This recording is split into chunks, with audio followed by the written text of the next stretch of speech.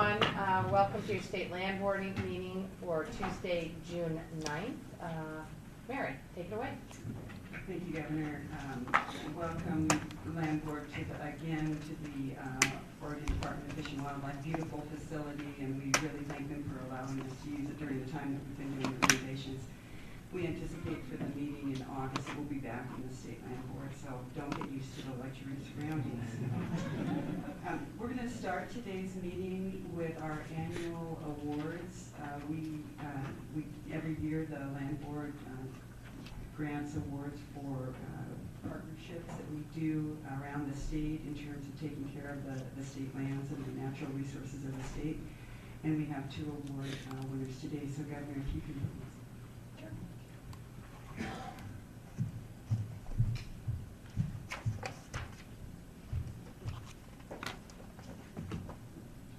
Talking to it? Everybody can hear me. That's never been my problem. Good morning, everyone, and welcome. We're just delighted to have you here today. We're very pleased to honor the recipients of the 11th Annual State Land Board Awards. The awards recognize responsible, sustainable stewardship of Oregon's natural resources. Since 2004, the Land Board has given 25 awards to people and organizations across the state for their extra effort, vision, and dedication to the state of Oregon. Award winners have come from various geographic regions, from Northeast Oregon to the Central Coast, large cities to rural communities, and the Willamette Valley to Southern Oregon. Awards have gone to watershed councils, private landowners, a port, small nonprofits, mitigation bankers, government agencies, large environmental organizations, and law enforcement groups. Honored projects have been supported by an array of partnerships and funding sources. This year, awards feature artwork by Portland glass artist Tom Gaynor, who I understand recently retired from DEQ. And some of you may know Tom's wife. She served in the state senate, Jackie Dingfelter. So we're very pleased to have the awards, and we hope the award recipients enjoy their beauty as much as we do. I want to thank everybody for joining us today and for traveling to Salem to be part of the ceremony. It's really great for the Land Board to know there are so many really interesting and outstanding projects throughout the state. And I commend today's award winners for protecting our natural resources for future generations. For today's recognition, Treasurer Wheeler and Secretary Atkins will each present an award, and we'll take photos with each group after the award is presented. So I'd like to ask Treasurer Wheeler to present the first one, which is the Wetland Project Award.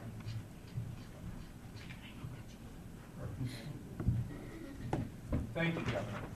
Well, thank you all for being here. It's nice to be in the Land Board chamber, where the chamber is packed and people aren't here to protest. This year's Wetland Project Award is a great example of how infrastructure development and natural resource enhancement can work together to create a successful outcome.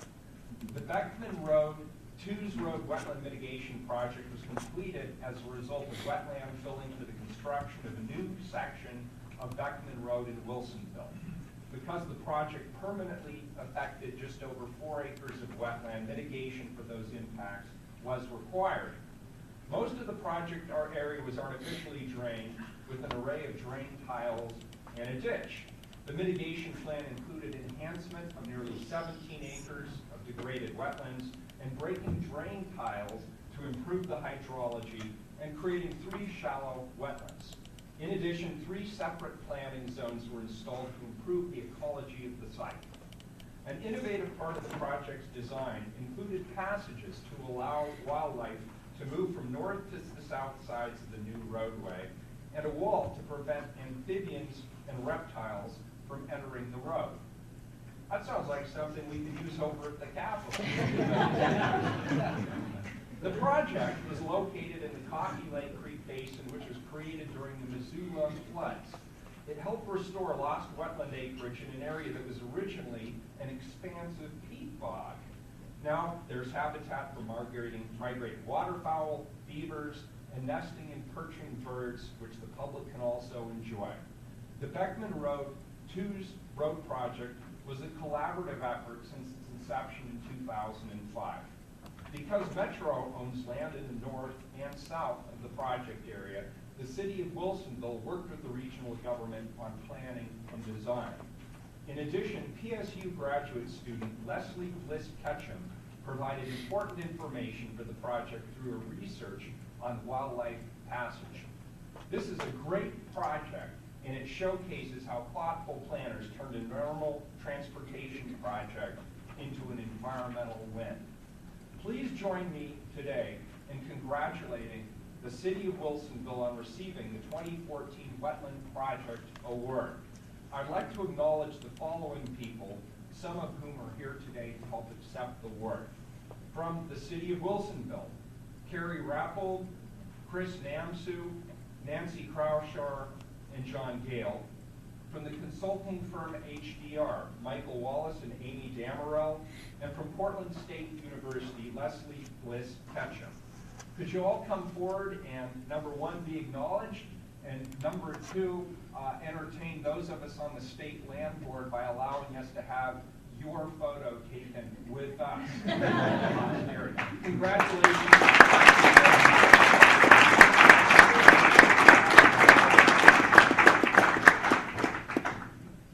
Why don't you stand on that side of the roster? I'm going to go to that. So congratulations. Congratulations. I'll let you hold that, if you don't mind. Congratulations. Congratulations again. Yes, congratulations. And congratulations, Secretary. Congratulations. Good to see you. I'm like, okay. Should we balance a bit? Yes, is that better?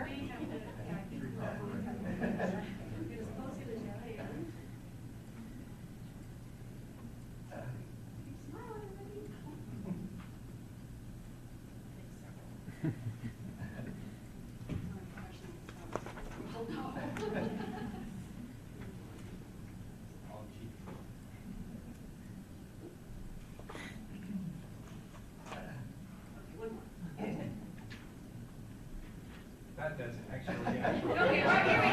Sorry. Okay, one more. Thank you. Thanks, guys. Congratulations.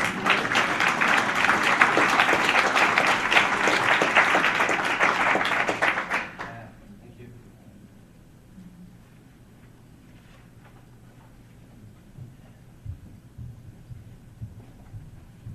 I have the honor of recognizing this year's Stream Project Award, which shows how a relatively small project can have a big impact, how a sewer main replacement doesn't have to be just a sewer main replacement, and how even in a fully developed suburban community, creativity can help both reestablish natural habitat and provide new paths for residents to move about.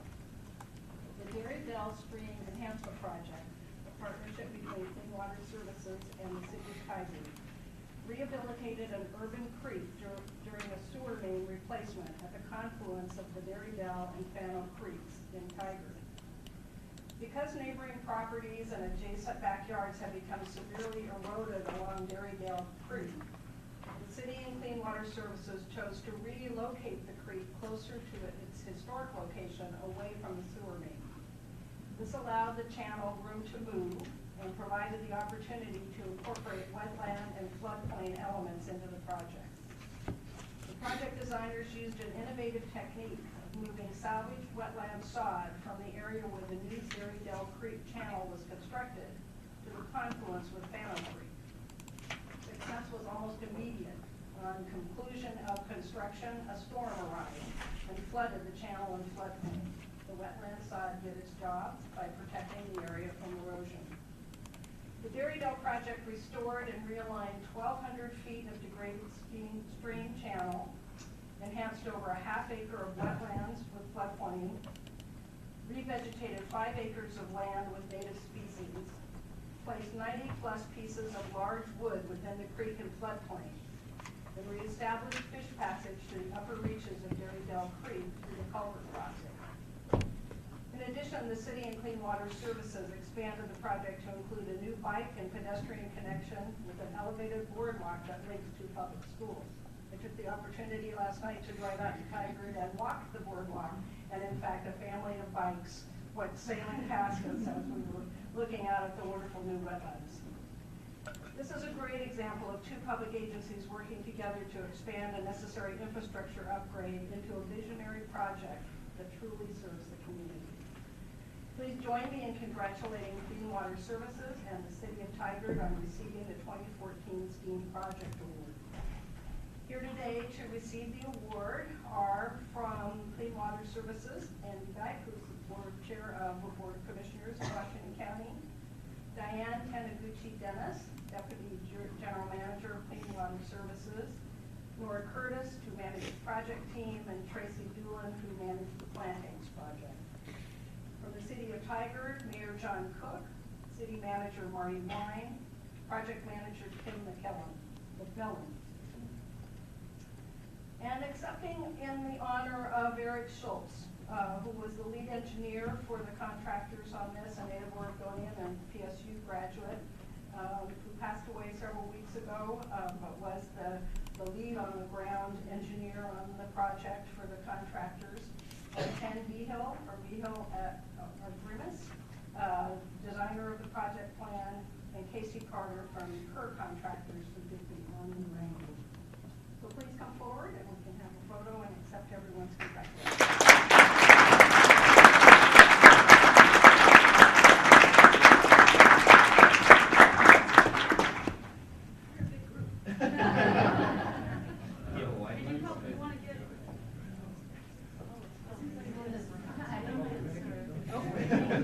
Yeah, this is the before and after for the Dairy Dell Creek project, sorry. Yeah. So these photographs show the before and after for the Dairy Creek site. So this is the erosion that was taking place near the homes, the before photo and an after photo.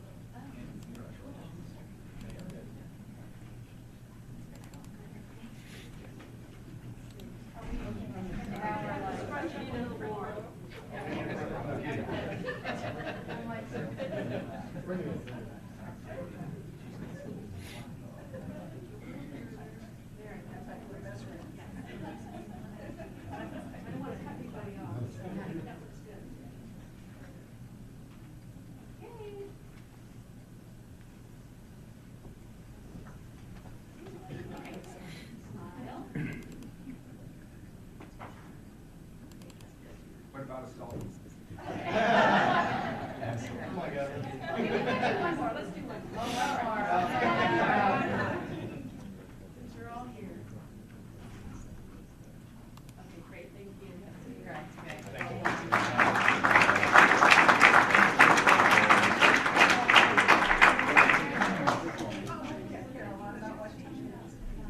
Coming down, whatever direction.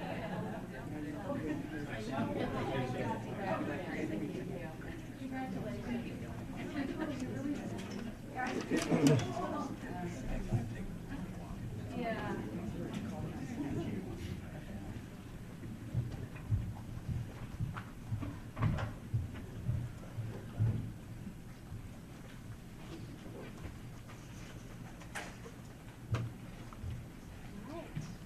Okay, well, back to the more mundane part of the meeting. We have 4 agenda items for the consent agenda, and I'll briefly run through those and then have a recommendation from staff at the end. The first consent agenda item is the request for approval of the minutes from the April 14, 2015 Land Board meeting. They've been circulated and all of you have seen them. The second item and the third item both have to do with transferring mineral rights from a couple of properties that we have out in Wheeler County. The first is a request for approval of the release of 678 acres of mineral rights in Wheeler County to the Maxwell Ranch LLC. They acquired the land and didn't, and the state owns the mineral rights, and so they requested that we sell those to them to complete their total need. The second is a request for approval of the release of 480 acres of mineral rights, also in Wheeler County, to the Whiteview Ranch LLC. Again, they purchased the property and have the surface rights, but not the subsurface rights. We want to complete their deed. We did have an analysis done by Dogami on both areas in terms of mineral resource potential, and both of them had low to no potential for mineral extraction on site. The fourth item is a request for approval to initiate due diligence on a potential purchase of 10.76 acres of land on behalf of the South Sioux National Estuarine Research Reserve in Coos County. So this is our unit down in Charleston, down in Coos County. If you'll recall, last year, the land board approved purchase with a U.S. Fish and Wildlife Service grant to purchase about 200 acres, a little over 200 acres. We had the good fortune of being able to purchase that land at auction rather than in a direct sale, and so we saved quite a sufficient amount of money to buy the last little piece that is landlocked by these purchases and the existing South Sioux Reserve. And so the South Sioux National Estuarine Research Reserve unit would like to have approval from the land board to use $127,000 that are remaining in the unused federal grant funds to purchase this final piece. And again, that piece is about 10.76 acres. And you have a map of how this is laid out in your agenda item. So with that, unless there are any questions from the board, staff would recommend approval of the entire consent agenda. Questions, comments? Governor, I move approval of the consent agenda. Treasurer moves approval of the consent agenda. Any discussion, any questions or comments? Okay.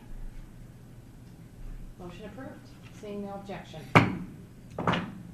So with that, we'll move on to the action agenda, and we do have a couple of items in the action agenda where we have significant issues that we'd like to have you make a finding on. The first is a request for final approval of the direct sale of 39.9 acres of state-owned trust land in Deschutes County. The board authorized initiation of due diligence for potential sale of this parcel at its October 2014 meeting. It has been identified as a possible sale parcel due to its isolated location as an inholding within the Deschutes National Forest. It's completely circled by the forest. It also has poor soils from a productivity standpoint and an inability to generate income for the common school fund. So using our real estate asset management plan criteria, we had already identified this as for potential sale. An on-the-ground survey for pumice grape fern, a threatened state plant, has recently been completed. When we published the agenda, we had not finished that survey, but it has been completed now, and none of those plants were discovered on the property. The department will be, the intent of this sale is to move forward with the U.S. Forest Service upon completion of the survey, which we have done, and they have indicated that they're ready and have the funds available to purchase the parcel if so approved by the land board. So the staff recommends that the land board authorize the direct sale of the 39.9 acre parcel of forest land in Deschutes County, including the mineral interest to the U.S. Forest Service for $38,000. And including the mineral resource obviously helps to avoid the type of split estate we saw in the two items that were in the consent agenda. Thank you, Director Abrams. Is there a motion? Madam Chair, I move the staff recommendation on this item. Thank you. Secretary Atkins has moved the staff recommendation for final approval of the direct sale of 39.9 acres of state-owned trust land in Deschutes County. Second. Second, okay. Any discussion? Any questions? Just for clarification on the record, the recommendation had included upon the completion of the on-the-ground survey, there is record now of that survey inserted in the record for us. Secretary Atkins, that's correct. Thank you. Seeing no objection to the motion, motion passed. Thank you. We're going to move on to the next item, and I'm going to ask Chris Castelli, who's a senior policy advisor for the department, to come up and join me at the table. He's going to, I'm going to just introduce this, and then I'm going to ask him to do the body of the presentation.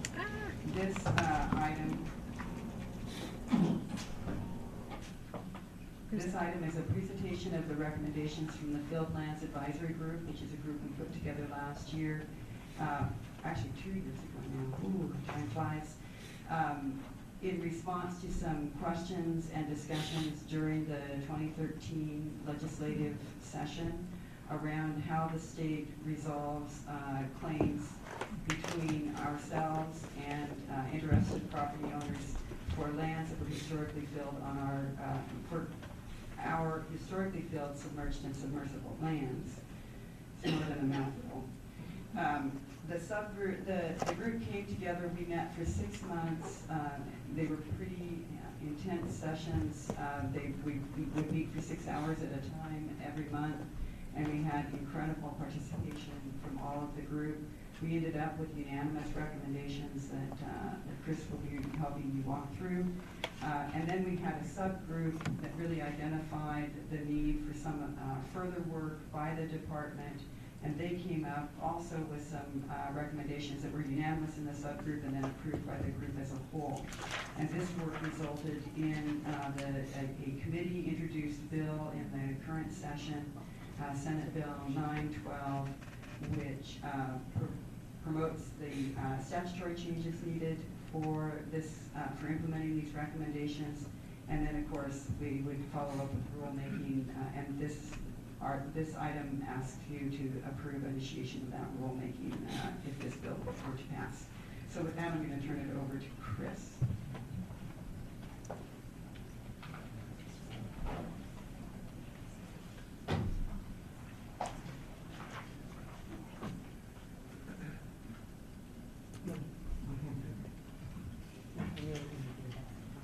While we wait for the AV, I think what I will do is run through the recommendations just so that they're on the record, and then Chris can use the PowerPoint to really show examples of what this bill would help achieve. Mary, would you also, just for the record, name the participants that were in the flag, just because I know they spent a lot of time and energy, and we really appreciate the efforts they put into this. I would be glad to, Governor Brown.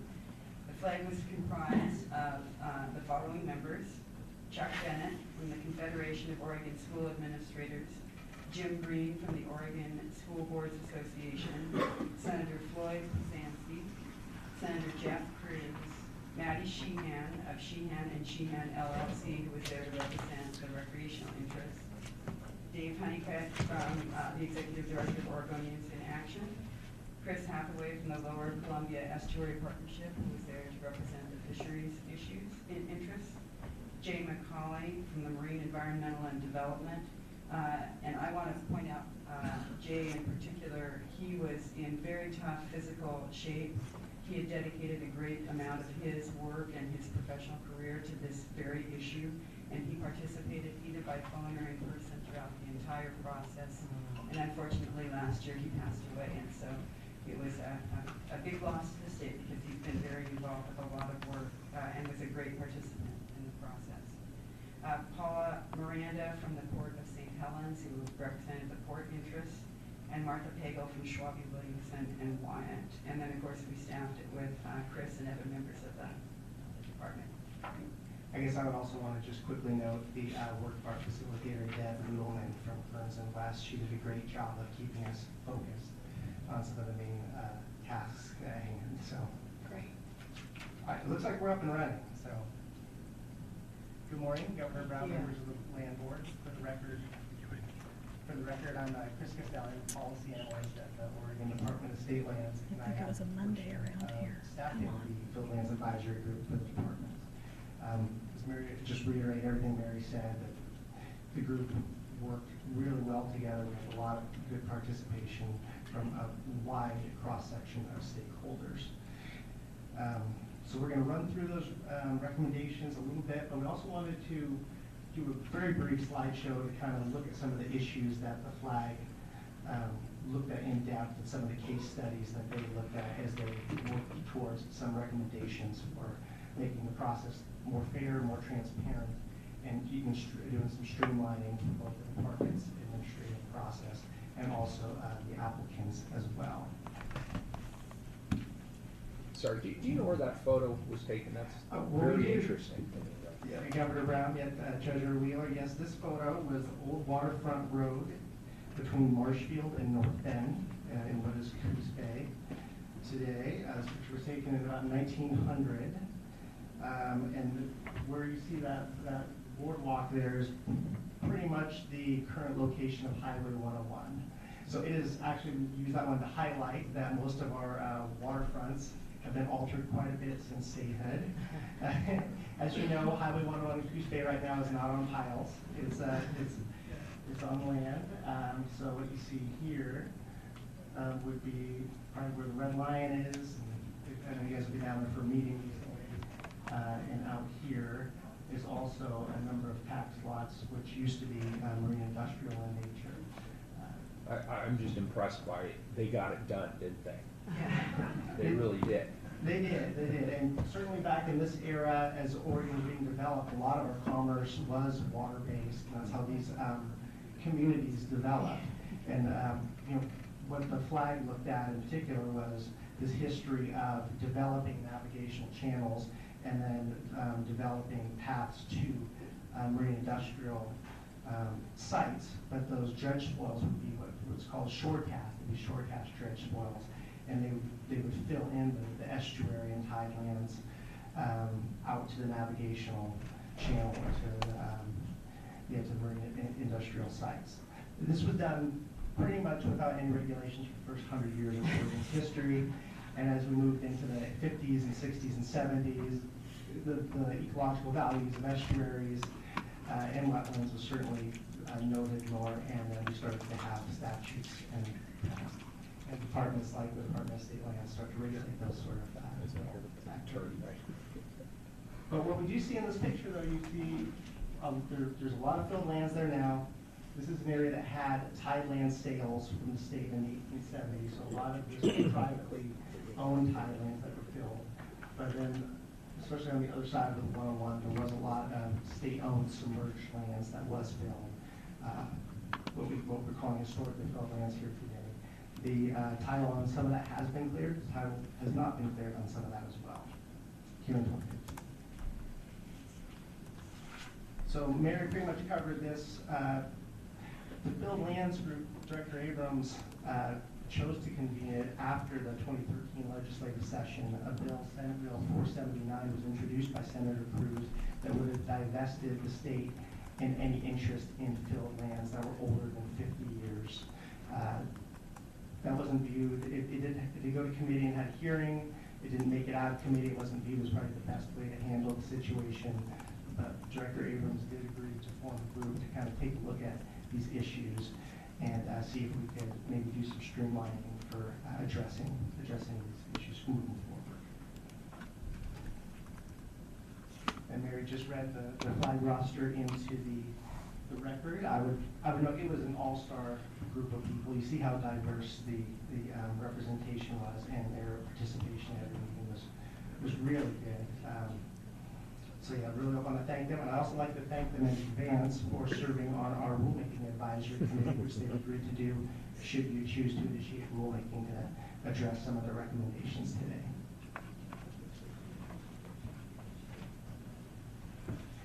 So there's not a bright line in statute currently for what we're calling historical filled lands. So the flag recommended that we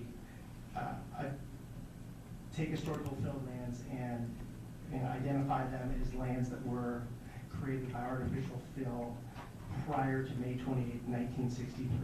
That date is the enactment of the new land statutes, which are pretty effective in addressing newer fills. They require landowner permission to create new lands. In most cases, that would be you. And they also are pretty prescriptive in how we dispose of those lands or sell those lands. Although they are not that helpful for older fills, and certainly we have a lot of fills that go back to the 1800s.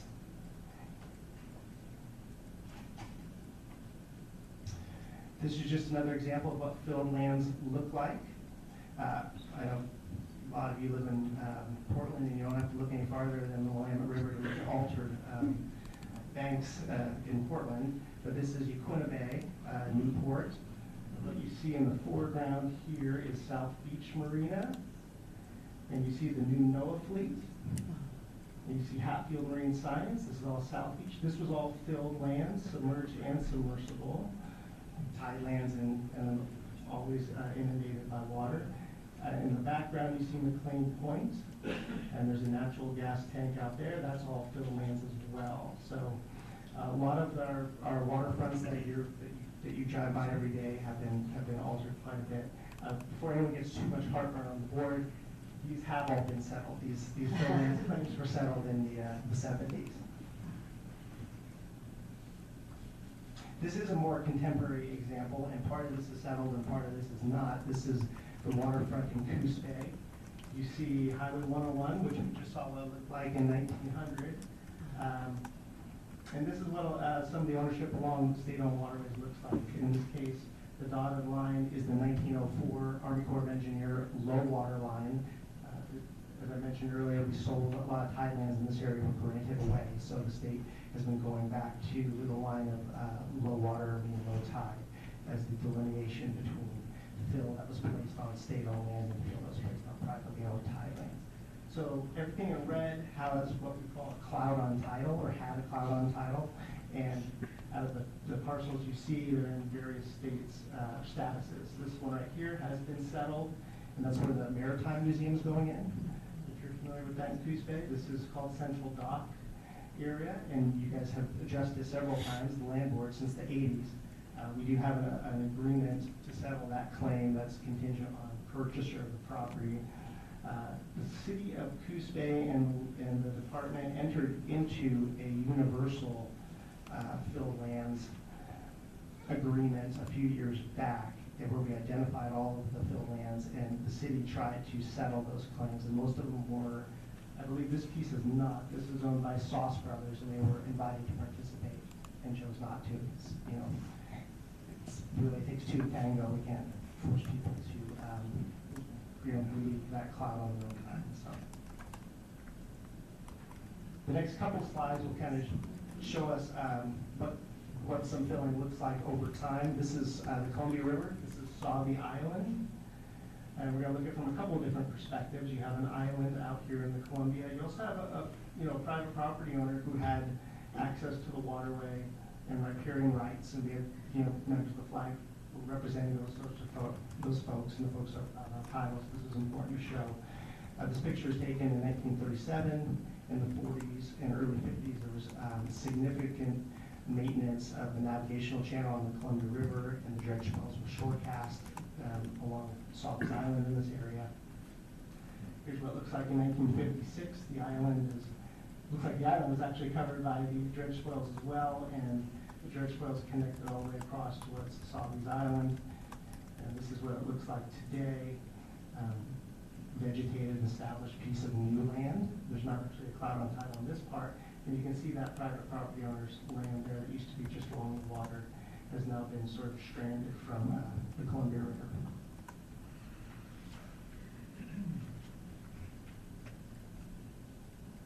And this is our last example. This was a case study that we did, and something the land board's approved over the last couple of years, was a clear title to some historical field lands in the town of Wheeler, where there was a hotel. At the back of it was essentially on field lands. In doing that research, we found a line of what we think is ownership based on, once again, Army Corps of Engineers, 1912, when there was a little water line, and just extrapolated it along the bank of the Nehalem River in this area. And what you see is folks, in this case rural property owners, who likely have a cloud on title, which hasn't been, which they haven't been notified to. They may They may come up if the property changes hands, or if they try to do some sort of bank financing. That's where a lot of these are brought up currently.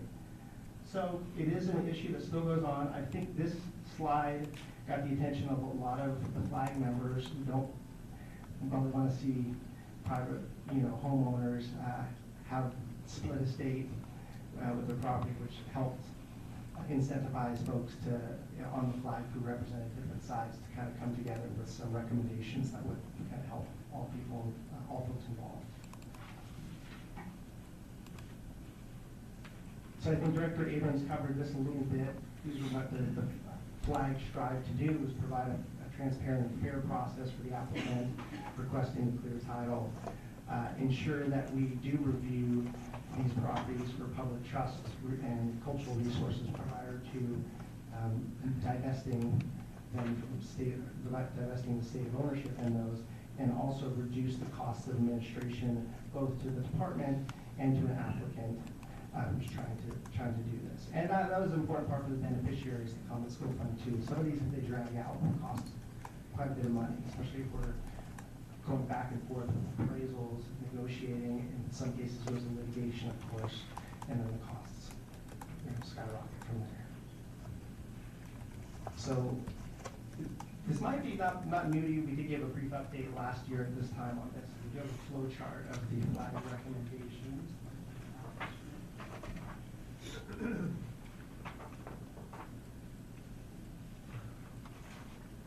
All right, well, that's not the best. It's in your packet. But it highlights the three main sort of work items that the department needs to go through. The first would be reviewing the strength of the state's claim to a property. And there really is no way to streamline that. It is what it is. You have to research it. And it just takes the work, research with mapping. Did you find it? Yeah. Okay. So that just takes the work it does. I guess one thing that the group recommended was a checklist that the department would go through so that the applicant or any other interested party could really see the steps that we undertook to delineate why we think the state has a claim of ownership to the parcel or doesn't. And then from there, that step sort of directs the rest of the flag recommendations. If no claim is found, we would offer to provide a quick claim for no compensation to the upland owner if that was required. This is actually occurring right now. The city of Coos Bay owns a piece of property they would like to sell as part of urban renewal. It's called Hollering Place. The prospective purchaser will need to do quite a bit of bank financing to build their project, and the bank is concerned about cloud on title. We did an ownership study. Our study shows that there's not a cloud on title, but banks still would like to see us exchange a quick claim so that we don't come back later and say, oh, yeah, there was maybe something. So this would be, the recommendation is that this would be with no compensation, and the director would be able to execute that. This is one good thing about this flag recommendation is we believe we can already do that through pool. If a claim is demonstrated, then we have some other due diligence steps to go through. One is public review, especially pursuant to statute, looking at public interest values, if there are any significant public interest values on that property with regards to recreational use, fishing, wildlife, habitat, or the ability or the need to develop that site or reserve it for the development of a navigational facility down the road. Currently, while we do that step, we would also take a look at the value of the property and do a first cut based on real market value of the land from the county assessor's records. And that would also lead to some other steps and some other options that may be more streamlined than we currently do now. Because currently now we go through the full-blown negotiation process, which includes appraisals and quite a bit of work for both applicant and department. So if we determine through public review process that there's low public interest, the flag recommends that we then go straight to evaluation.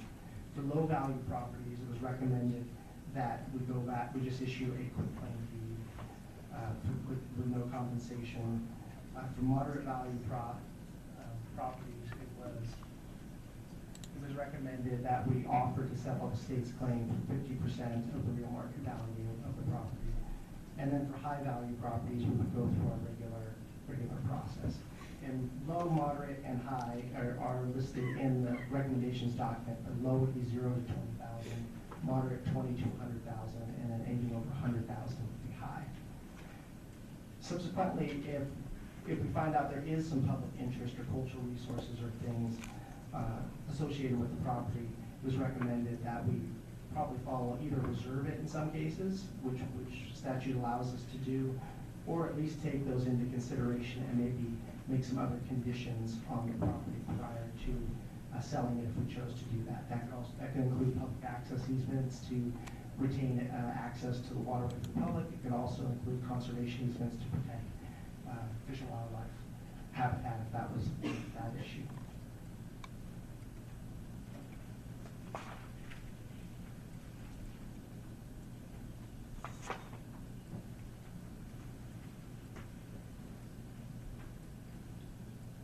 So that's the flag recommendations in a nutshell. It was important to the flag to address the concerns of non-commercial, rural residential property owners along waterfronts who might have a sliver of their backyard or maybe as much as part of the house on state-owned field lands title.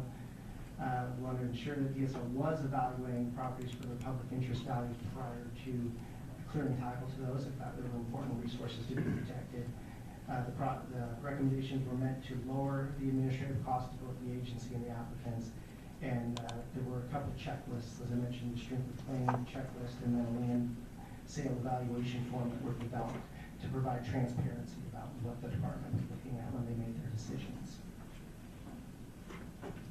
So the flag worked so well together, it's sometimes described as kumbaya moment that subgroup, or the flag did kick around the idea of like, if we develop this streamlined process, maybe we should just go ahead and identify all of these properties once and for all and get this done with, so it doesn't keep dragging out for the next 100 years or so.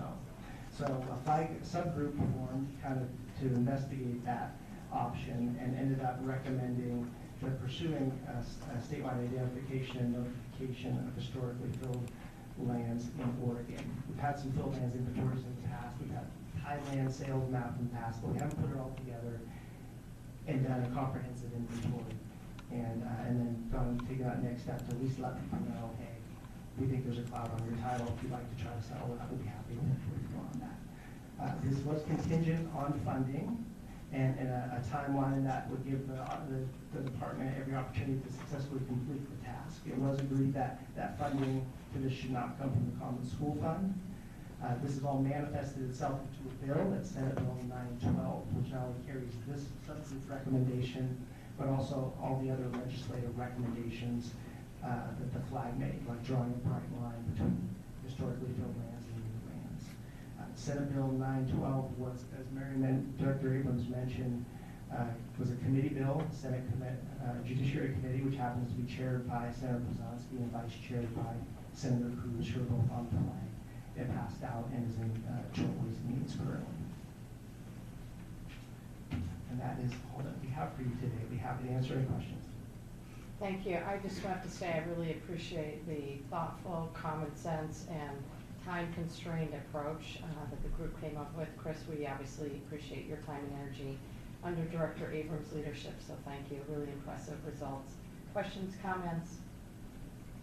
Agreed. Took on a very difficult legal and confusing process, and I appreciate the clarity with which you bring to us, which indicates the process that we needed to. My assumption that the rulemaking challenges are going to be in this low, moderate, and high public interest values area, and where those lines get drawn. It would be wise to continue that same group if they've been able to talk well with each other to help the director ultimately get the guidance that's needed through the administrative process to do that. I think that that's calls there. Governor Brown, Secretary Atkins, that is the plan, yes. And there is subjectivity to where those lines will be drawn, and yeah, I think we do have the right group in place. If everyone will participate moving forward, and they said they would, so looking forward to it. Really great. And do we anticipate the bill will pass? Does it need a little kick in the seat of pants? Governor Brown, Money, yes. Sweetener. Governor Brown, we've had conversations with the co-chairs, and we have had some pretty serious lobbying done, not on our initiative, but by the other folks that were on the flag, because they really, at one point, Senator Cruz, I think, noted that if he and Senator Blazinski could come together in agreement, that should signify that this is a solid, common sense approach. And so they have all been working with the co-chairs to find ways to move it out. I think the real challenge is the fiscal, and that's something that the co-chairs, as you know, are deep in the conversation about what gets funded and what doesn't at this point in the session. So we had a conversation with Senator Devlin as recently as the end of last week, and he's aware and definitely listening to constituents on all sides, the education beneficiaries, landowners, the environmental groups. So we don't know. I mean, it really is part of the overall bargaining with the fiscal. Thank you. Could I ask a follow-up question? Treasurer Wheeler, go ahead. Number one, what's the opposition, if any? And number two, what is the fiscal? There doesn't appear to be any opposition. The hearing in the Senate Judiciary Committee was all very positive and featured all the players that participated in the work group. The fiscal is $750,000. It's for really to cover 2 biennials worth of work, to both do the inventory and then to also do the outreach to the people who would be affected, because we recognize this, it's a pretty sensitive thing to come to someone and inform them that in fact they don't own the back corner of their house. Mm-hmm. And so we'd like to really be able to handle that in the most appropriate and effective way. So if I may, and I'm obviously preaching to the choir, this isn't even a puffball, so I won't frame it as a question. There are also costs that we're avoiding through this process that I hope are spoken of loudly and clearly and often as people are discussing what I think is a relatively minor fiscal given the problem they're trying to solve. Treasurer Wheeler, we talked about that a lot in the advisory group as we met, and everyone recognized that from the beneficiaries throughout the entire group. How that conversation has played out in the sessions between the constituents of the advisory group and the co-chairs, I don't exactly know because I haven't been party to most of those conversations. Me neither. Thank you. We will certainly use the powers of our personal persuasion to make sure that this bill gets passed, because I think we would all agree it's critically important and will help solve a lot of problems. So thank you. We would appreciate that, Governor, and members of the board. Thank you, Chris. I have one final sort of point that I want to make about the inclusion of the advisory group. Although they were not on the group, they did participate by attending on and off over the 6 months, and they were very instrumental and helpful in making sure everybody participated. And those people were Senators Roblin and Johnson, as well as Representative McEwen, and really their leadership, as well as the Senators Cruz and Blazinski, who were actually on the advisory group, was extremely helpful in this issue. So, with that, staff would recommend that the Land Board authorize the department to initiate rulemaking for OAR 141-067 to address the recommendations of the Field Lands Advisory Group. Do I have a motion? So moved. Treasurer Wheeler moves the staff recommendation regarding the Field Lands Advisory Group and subcommittee recommendations to initiate rulemaking. Any further discussion? Any objections? Hearing and seeing none? So ordered. Thanks, and great work. Thank you. And we love the photographs. That was really very good. As Secretary Atkins noted, it's a very complicated process and subject, and so it's really helpful to see what it looks like on the ground or in the water, as it were. So we're going to move now to the information agenda, and I'm going to ask for the first. We have 3 items on that agenda, and the third is the one that is likely we anticipate taking some more time because we anticipate the board having some questions and commentary. But I do want to be sure to give fair time for the other two. And the first is an annual report by our trust property group. And I'm going to ask Assistant Director Jim Paul to come up and present that report. Thank you, Mary. Good morning, Governor Brown, Treasurer Wheeler, Secretary Atkins. So we're going from the world of historical tilled lands to the very different world of unclaimed properties and estates administration. As Mary said, I oversee our newly formed program as a RAC organization last October called the Common School Fund Property Program. And under the umbrella of this program is both our trust property section as well as our real property section. Today I'm going to be talking about our trust property section, which includes our unclaimed property unit and our estates administration. I'm just going to spend a few minutes really giving you just sort of 30,000-foot level view of the fiscal year 2014 report, but obviously be happy to answer any questions and follow-up you might have on anything presented here. In terms of the unclaimed property unit, of course the statutes for our unclaimed property program date back to 1957, but have evolved over the years. The fundamental purpose of this program is to reunite Oregonians with their property that they've lost track of. Our statutes require businesses and organizations to report both tangible and intangible property to the state when they're unable to locate the owner. And our section, staffed at about 10 people, do the job of trying to reunite those owners with their lost property. And when we've gone to all practical, reasonable extent to do that and cannot find those owners, those monies then sit in the Common School Fund and generate revenues for our public schools. On the estates administration side, fairly similar in terms of trying to reunite Oregonians with property. However, in this case, we look at property that comes from deceased Oregonians where we are not sure if there is a will or any known heirs. Our statutes require the reporting of these properties within 48 hours of the death of a person.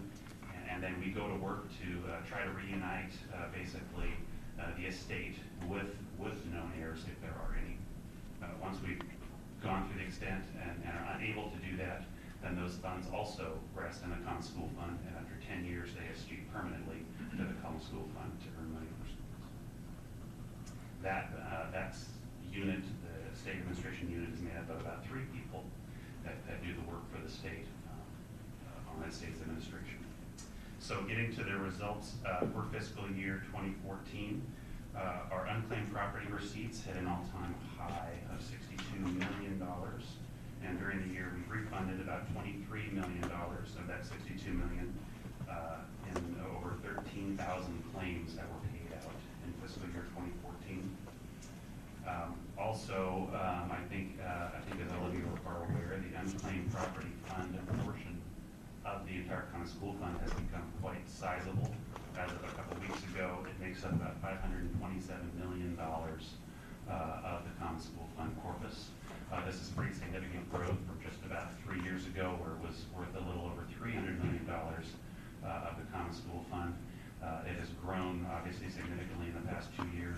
About half of that is from new receipts that have come in that have not been claimed, and the other half is through earnings from those monies sitting in the fund.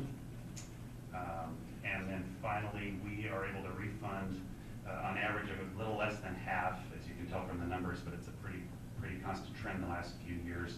A little less than half of the refunds that come in, we are able to refund in the same year.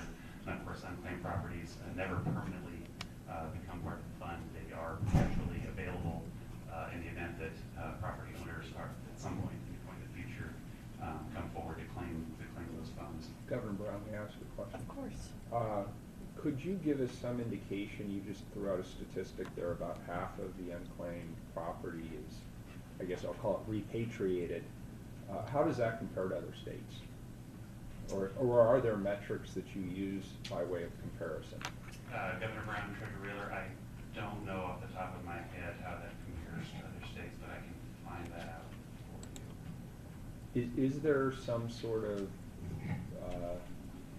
standard or benchmark or metric that you use to determine whether or not you're being, I mean, it sounds good to me, but I'm trying to figure out how does that compare to, you know, I'm loath to call it the industry standard, but I guess other states and their unclaimed property repatriation efforts. Sure.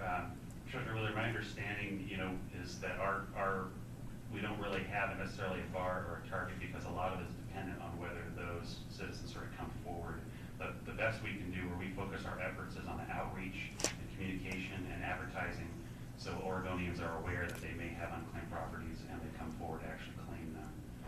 And we're really dependent on how much we can get the word out in terms of how much refunds we actually deliver. But I'd be happy to look into that for you, Treasurer, and see if I can If you find. wouldn't mind, because the question I'm really getting at, I'm turning your issue and a couple of others in my head at the same time that are related. How do you know if you have appropriate staffing if you don't know what your comparative benchmark is or have an indication of what good versus mediocre versus not very good progress is? And so if you could just chew on that for a while and maybe get back to me at a later date, I'd appreciate it, just with your general thoughts on that, because it would help inform a couple of other things we're working on. Sure, Thank I'd be happy to. Thank you. Appreciate it. Thanks, Kevin. Really quickly then, in terms of our estates administration side, we actually also had a record number of revenues received, brought in through that program, over $2 million last year. That compares to $1.76 million the previous year and almost $500,000 the year before that. That came in through a total of 284 cases that we handled last year. And of those cases, about 70% we actually were able to find the heirs and return those estates to the legal heirs. And that again is the goal of the program, is really to reunite those monies with known heirs to try to do everything we can to find those known heirs. Last year we also permanently escheated close to $1 million to the Common School Fund. $923,000 hit that 10-year mark, and we were able to permanently make those part of the Common School Fund. And one just brief comment on that, when you look at the last 3 years, it may look as if there's an acceleration or an upward trend. Really with the states, it can be very dependent on just a couple or three significant estates that come in. So we had a $1.6 million estate come in last year that affected most of that change, and it's really sort of a stochastic type of event and hard to project any trends.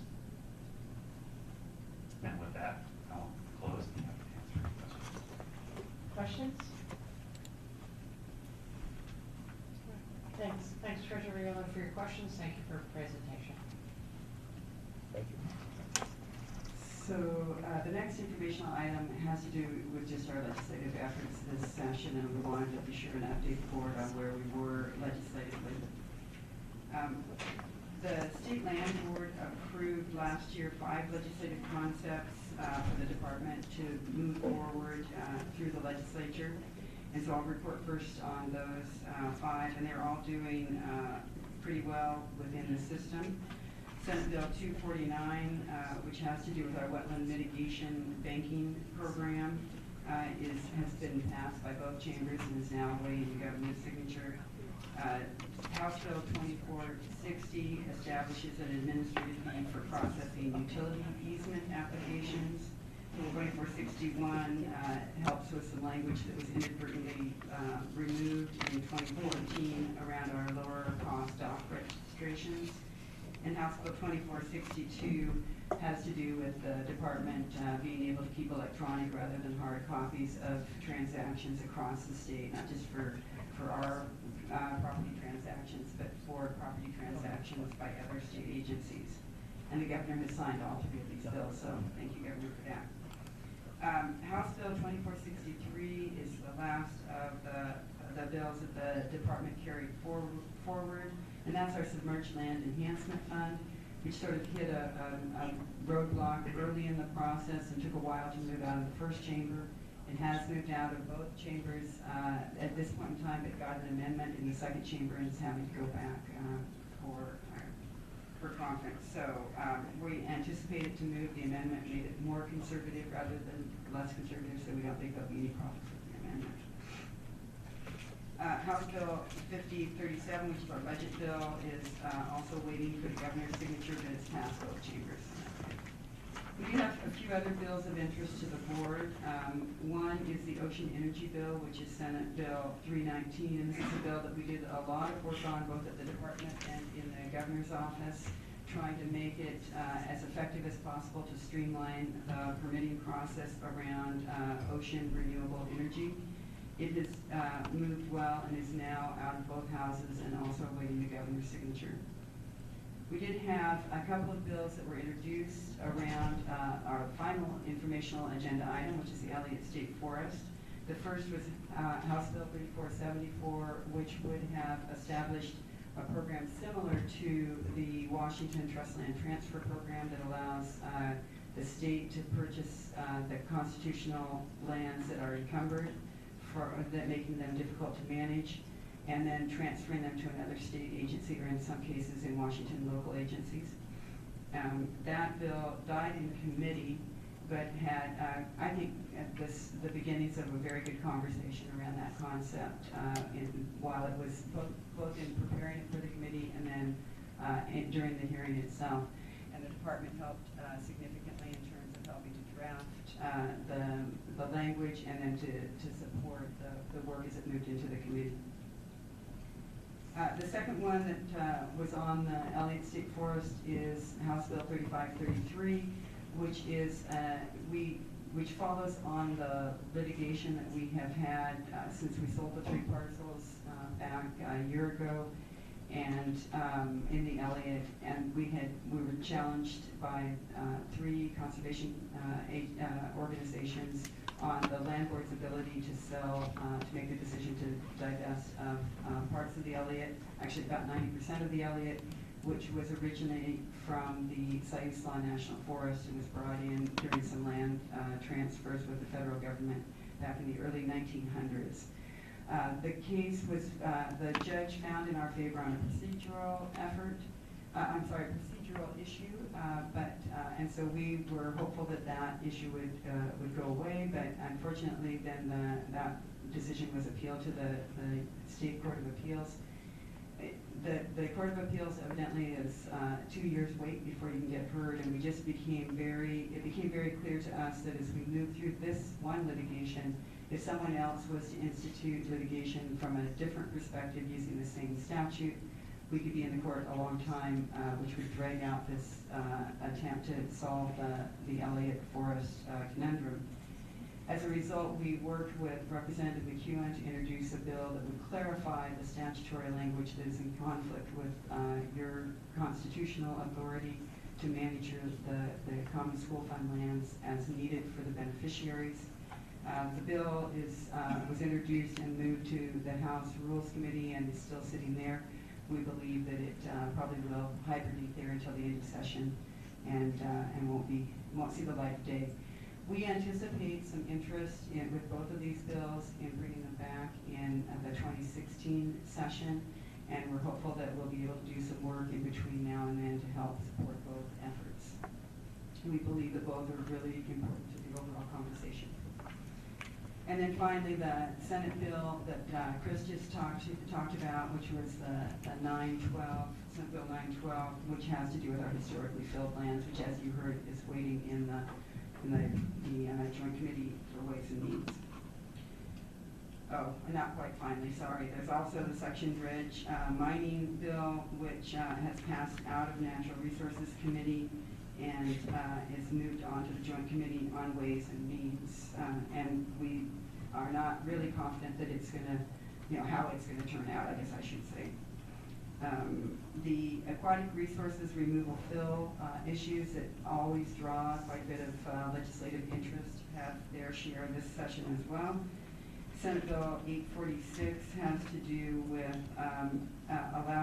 setting up a task force to study how the department works with essential salmonid habitat and its relationship particularly to agricultural ditches and other man-made water conveyance channels. And this would set up this task force for us to deal with over the next interim. It's in the Joint Committee on Ways and Means at this point in time. House Bill 3217 requires the department to adopt a pilot project for general authorizations for artificial beaver dams in eastern Oregon. It just recently, right at the deadline, passed out of the second chamber and has moved on to the floor in the Senate. And then House Bill 3315 requires the Oregon Department of Fish and Wildlife, the lovely building we're sitting in, to recoup their costs incurred for providing services to executive department agencies. And I just want to say a quick note on that.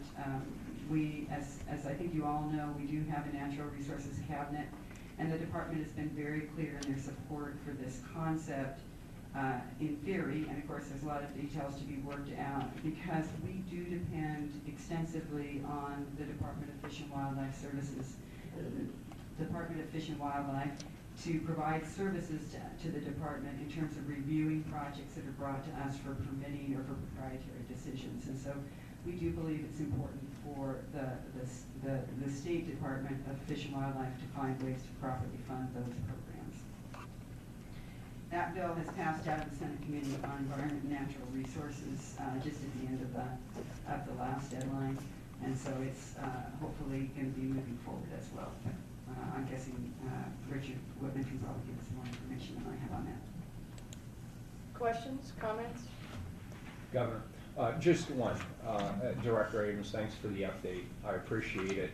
If I've learned two things this legislative session, it's number one, that the legislature doesn't like to be lectured, and number two, they don't like to attend additional meetings. And I will tell you that that is too bad, because this land board went around the state and we heard a tremendous amount of public testimony. The one thing that we heard consistently was with regard to state trust lands, including the Elliott State Forest, the public wants to retain public ownership of that asset. And so I find it very concerning and disappointing that the trust lands transfer bill that I and others advocated for died in committee. I think it's important to state for the record that while it is the state land board that has the constitutional and legal obligation with regard to these assets, we can't always do it alone. In this case, we need support from the state legislature to be able to do what it is the public has asked us to do, consistent with what's in the best interest of our beneficiaries. So with that bill being dead, while I am disappointed, I will continue to work with key legislators to see if there aren't other options for future legislative sessions, including potentially some bonding bills that might help us untangle the web that is the Elliott State Forest situation. So I'll just say that and let that rest where it is. Thank you, Treasurer Wheeler. We did appreciate your support in that hearing for the trust land transfer bill. That was helpful. Thank you. So if there are no other questions about our legislative update, I'm going to move ahead to the Elliott State Forest information item. Please do. We do have 13 people who would like to testify on this item, and so I'm going to try and be as brief as possible. However, it is a relatively complicated, as you know, situation, and so once we get done, we will be providing an opportunity for each of them to testify and provide their insights as well. So, Director Abrams, before you move on, I just want to make a couple of comments for the record for the folks that are in attendance. Just to remind everyone that in terms of the land board, our primary obligation is to manage the common school fund for the benefit of the common schools.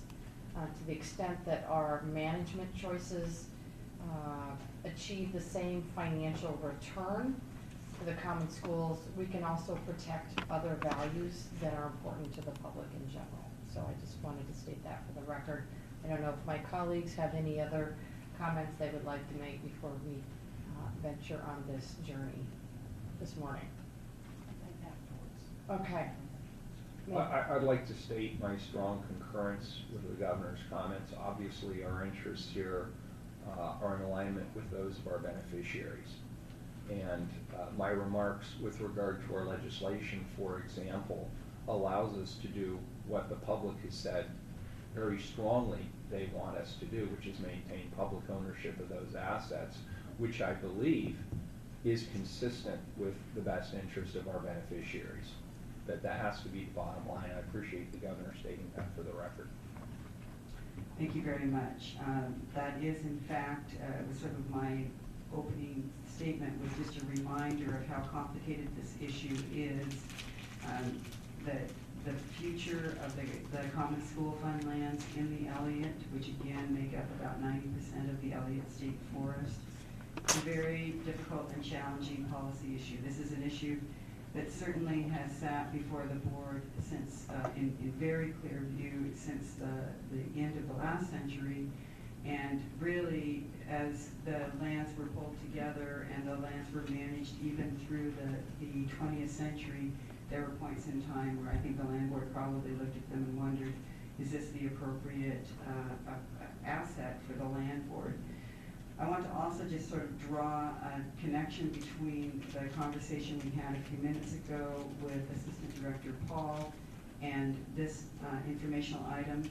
I think, and you'll hear me speak about this more and more as we go on, I think it's important that the board remember that we don't have investment assets as one part of one separate entity and then have real property assets that are some other type of asset. They are all assets of the Common School Fund and all need to be managed in that light. There really is, however, a tension, and that's what we've been struggling with over the last few years around the Elliott, between the focused trust obligation of the board to manage these Common School Fund assets, invested and real, and an interest from all of you as public leaders in conserving the great public values that the forest provides. I certainly hope that no one, as you started on your journey in your roles, ever told you they were going to be easy. And this is a very clear case of your jobs not being easy jobs to take on. And it's important when we face these kind of really critical policy issues to remember some of the words of important economists and people that have worked in this arena of intergenerational trust for their careers. And so I'm going to quote James Tobin, who's an economist and author. He says, "The trustees of endowed institutions are the guardians of the future against the claims of the present." So we all know that the claims of the present, there's lots of people to advocate for those. And there are very few people who are there to really truly advocate for the future, and that is part of the role of the board in terms of the Common School Fund assets. We started the Elliott Alternatives Project last year in an effort to try to achieve the trust obligation without sacrificing the public values the forest provides, and the treasurer has already spoken to that.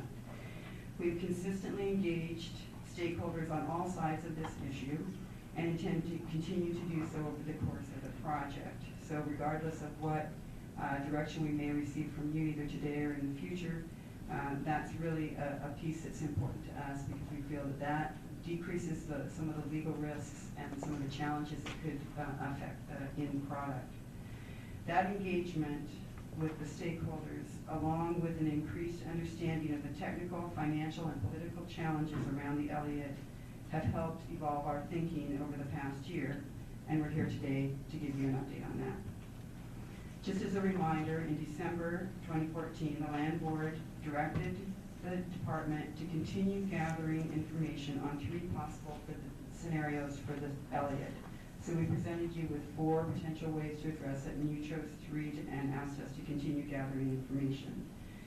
The first was the possibility of reducing costs and increasing revenues by contracting with a manager other than the Oregon Department of Forestry, which would also reduce, hopefully, legal risks to future revenues. The second was to improve revenue predictability by negotiating a habitat conservation plan that would allow sufficient revenue to make the Elliott an appropriate asset for the Common School Fund.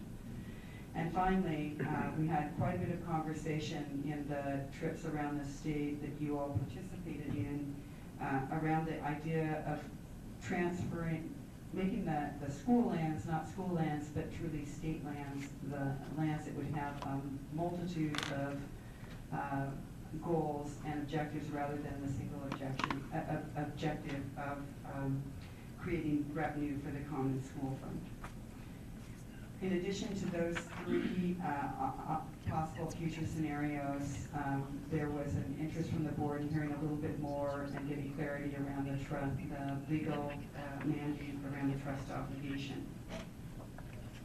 So I'm just going to first go over the legal issues that we, just as a reminder to all of you, although it sounds from the conversation that everybody's very mindful of where we are. Article 8 of the Oregon Constitution designates the board as trustee of the Common School Fund trust lands for the exclusive benefit of public education. The beneficiaries, as I indicated a few minutes ago, of the trust include both the current and the future public schools. So this is not just about funding what we have currently, but for generations to come. There is discussion in the Constitution in Article 8 around the sound techniques of land management. These have been interpreted to be important for maintaining the value of the land as an asset, even if it is unproductive today.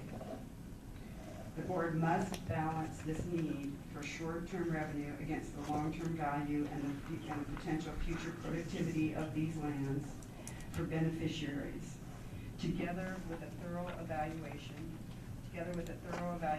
of alternative investments. So there are other ways that that the funds could be used. Given the significant decrease in short-term revenues and the current net operating losses, the board is appropriately considering whether the Elliott State Forest should remain as an asset of the Common School Fund. So that's sort of the legal summary when we worked with the Department of Justice over what the trust obligation really meant. I'm going to go through the three options and sort of the information we found on all three of them, please, these are all pretty dense, and so if you have questions as we go along, don't hesitate to interrupt. So the first option was this idea of changing the manager. Changing management to a private contractor was presented as a way to potentially increase short-term revenue and even hopefully long-term returns through decreased management costs, increased harvest levels, and shared legal risk, so that the landlord would not be faced with all the legal implications of challenges to management on the forest. The department completed preliminary information gathering on business interest, including legal risk tolerance of interested parties, and summarizes it in your agenda item. First, there was obviously a market interest in providing forest management services, but really the interest was in managing it on a time and materials basis, so not so much in terms of taking on some of the risk.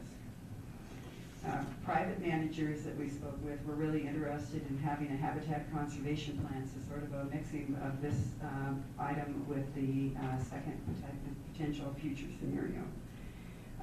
And so as we talk about it, you can think about the implications for it in terms of this one as well. It's really unlikely from what we could discern that a private manager would agree to assume any significant legal liability for the known legal risks around managing the property, unless there was some sort of co-ownership. So they would want to have some investment in the property before they want to take on the legal risks. If you look at a joint venture approach with co-ownership with another party, that would definitely limit the participation to the people who could afford to be co-owners. And so that's a smaller pool of interested parties. If you were to engage a new manager, it wouldn't result, therefore, in any real significant change in the risk, the legal risk that the board has in terms of managing the common school lands in the Elliott. And of course, as we all know, the legal risks translate into financial risks because of the cost of defending litigation against litigation. Finally, because of the startup costs and the likelihood of early litigation around any kind of change in management, it's expected that the net cost to the Common School Fund over the next 5 years would increase, not decrease with this approach. So I'm going to move on to the second possible scenario in case, unless anyone has questions about that first one. Go ahead. Alright. So the second potential future scenario was around developing a habitat conservation plan and getting an incidental take permit from the federal services that are charged with protecting the species that are listed under the Federal Endangered Species Act that are in the habitat on the Elliott. And that does, of course, include the northern spotted owl and the marbled murrelet and the coastal coho. And so this includes both work with the National Oceanic Administration and Atmospheric Administration Fisheries Program, as well as the U.S. Fish and Wildlife Services. So a habitat conservation plan really has been looked at as a tool that could provide increased predictability around the timber harvest activities on the Elliott, and therefore increased predictability around future revenues for the Common School Fund. It also could lead to improved conservation values. That's the test that the services, the federal services, hold up. It's not just about getting money for us, but it's also about protecting the species that they're concerned about. An HCP approved by the federal regulatory agencies would include the incidental take permit under Section 10 of the Federal Endangered Species Act. And the primary issues with developing an HCP are what levels of net revenue would result given the conservation measures and mitigation that the services would be requiring in order to sign an incidental take permit. In December, the board supported the continued exploration of the feasibility of a habitat conservation plan for the Elliott, but expressed concern about the ongoing resource commitment. I think several of you have been involved since the beginning of this century in trying to, literally, in trying to get a habitat conservation plan. It's been an up and down process. I want to be clear that in the last year we've had incredible participation and engagement from the services. They've worked really hard with us, including taking time to meet with the governor in terms of discussing what could potentially be done in order to get us a habitat conservation plan.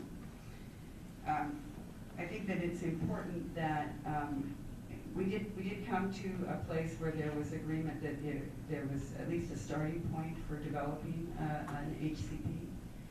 Unfortunately, you know, both fortunately and unfortunately, the way that we arrived there was to reduce the term that an HCP would cover from about 30 years to about 10 years. And this is an advantage for us because it allows us to do our own sort of adaptive management over that time frame and be able to change more quickly than we would under a 30-year commitment.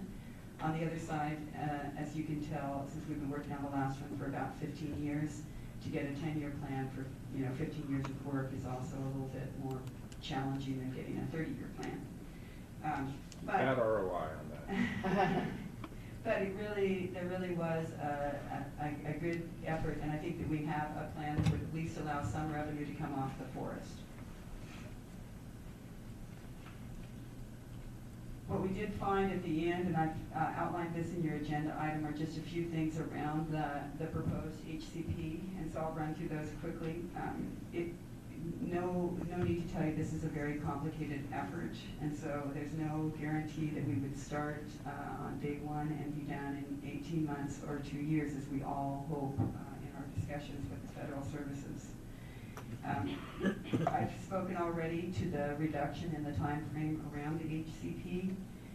If we were able to get an HCP at for 10 years, and if it survived all the challenges that historically occur with the development of HCPs, and if we could successfully implement it without legal challenge to the services or ourselves, it would allow an average harvest level of between 23 and 27 million board feet per year for that 10-year period. Just to kind of put some context around that, the net revenue for the Common School Fund for that level of harvest, if it was achievable, would be around 2 to 6.1 million per year, and there's that much of a range because it really depends on stumpage prices and success of sales. And other constraints that might happen, and that represents about a 0.6 to a 1.7 return on asset value. If we use the estimated asset value that we had in the reports last year, that was just calculated last year. And obviously this all depends on the assumptions made in the modeling and our ability to actually predict the harvest volumes. Do you have a question, Treasurer Miller? No. This level of harvest doesn't account for potential disruptions for legal challenges. And that, as I've noted previously, these are real risks. We had, in 2005, we had an HCP for the northern spotted owl, and the federal U.S. Fish and Wildlife Service was sued that it was not sufficient, and the suit was eventually dropped as moot because we dropped the HCP. And in addition to that, there are continue to be challenges around HCPs with natural resource, including constitutional lands. I just had an opportunity to talk to my colleagues in Montana recently, and they're dealing with a similar situation with a couple of listed species, all under the U.S. Fish and Wildlife Service, and they worked for 10 years to get an HCP, and were successful in that. It got an incidental take permit, and then were sued immediately. Well, the U.S. Fish and Wildlife Service was sued immediately for issuing the permit, and they now have half of their most productive, which is about 40,000 acres, forest land on hold until this works its way through the courts. So it's not just a historical phenomenon. These get challenged. They still do. So at the end of that, we concluded that there's definitely some economic potential for operating under an HCP, but consideration would have to be given by the board to include weighing the relative risks versus the reward potential for the greatest benefit of the schools and the beneficiaries. So with that, if there's no questions around the HCP, I'm going to move back to talking about the third scenario. Good. Okay. So at the December 2014 Land Board meeting, the board expressed a strong interest in what became known as the decoupling issue.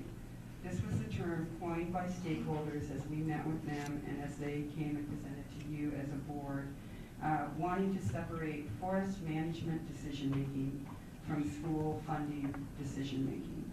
This would remove the single-focus trust obligation from the equation, making it easier to conserve the public benefits protected by public ownership. Public ownership for schools is fundamentally, public ownership of lands for schools is fundamentally different than public ownership of lands for forest management. And so there was a real interest in decoupling those two agendas, if you will. The Land Board heard an interest in decoupling school funding from forest management from a wide range of the stakeholders and took the idea very much to heart. As a result, they requested that the department further investigate this possibility, as the treasurer indicated earlier, and that we include a wide range of interests, including tribal entities, in the process of exploring the possibility. So with option number 3 in December, the Land Board really laid out this idea in a succinct way. The goal of the decoupling process would be to move the Elliott out of state ownership as a common school fund asset while keeping the fund whole and retaining as many of the public benefits currently provided as feasible. We summarized it in our report to you in the following way. Option 3 would seek proposals from interested parties for a process to move as much of the property as possible to ownership by another public entity, that is local, state, federal, or tribal ownership, or a public-private combination. The department would request proposals that included at least some component of continued ownership by a public entity.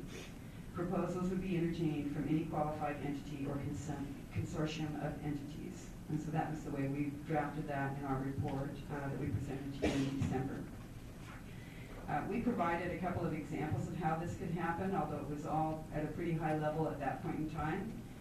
We gave the example, as the treasurer's already spoken to, about the Washington State's Trust Land Transfer Program and how that could be used in a way to fund transfer within the state to another state agency or local entity, as they do in Washington in certain situations.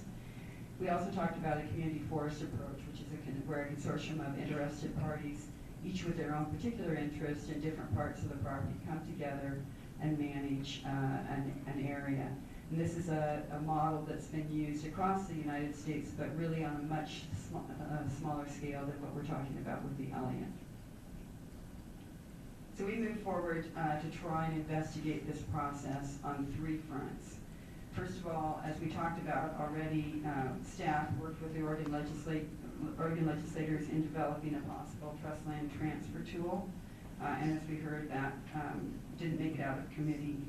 We also issued a request for information to gauge market interest, and this was sort of in direct comparison to what we did on the changing of management option in option number 1. And then we moved forward to develop a conceptual strategy for an ownership transfer that would still protect the public values that were important to the department, to the board. So I wanted to point out sort of where we got to at the end of all this. I do want to make a comment. We had a lot of very important support in all of these discussions, but particularly around this issue from the Department of Justice. Both Matt DeVore, who is your counsel, as well as Chris Matthews, have really helped a lot in trying to figure out a way that we can protect the trust obligation and at the same time provide some continuing support for all the public values that we heard so much about when we went around the state. So if you look at all the information we gathered, this is basically what we found. It appears unlikely that this session, the trust land transfer legislation will pass, but it does also, as we've already discussed, appear that it will be back in 2016, and we'll be working with the people who want to bring that forward to try and make it as passable as possible. There is, however, as we went through that process, we had the opportunity to have informal conversations, and we've now reached out formally to a number of our other sister state agencies. There definitely appeared to be some, but very limited, interest from state agencies in terms of taking on the Elliott, and none of them actually had the resources to just take it on, and that comes back to the point that the treasurer made earlier. There has to be a commitment of funds in order to make something like this work. There appears to be some interest, both among agencies and some of the other stakeholders in the process, in using conservation easements as a tool in a purchase, and so that's something that we could be looking for. There definitely was some market interest in acquiring the Elliott, including purchasers that were willing to maintain some form of public ownership or interest. There's interest in significant portions of the property, but some concerns about any single entity having to take ownership of the entire 84,000 acres. So we had people who were interested in particular parts for particular reasons, but didn't really want to take on the rest of it. It was clear, though, from our conversations that a public auction approach to transfer ownership would deter participation by some potential partners. And I'll come back to the public auction issue in a bit. Some potential ownership transfer partners were interested in working together to come up with a shared solution. And so we already have some interest in that possibility. And finally, we definitely had some tribal interest in if an ownership transfer was to take place.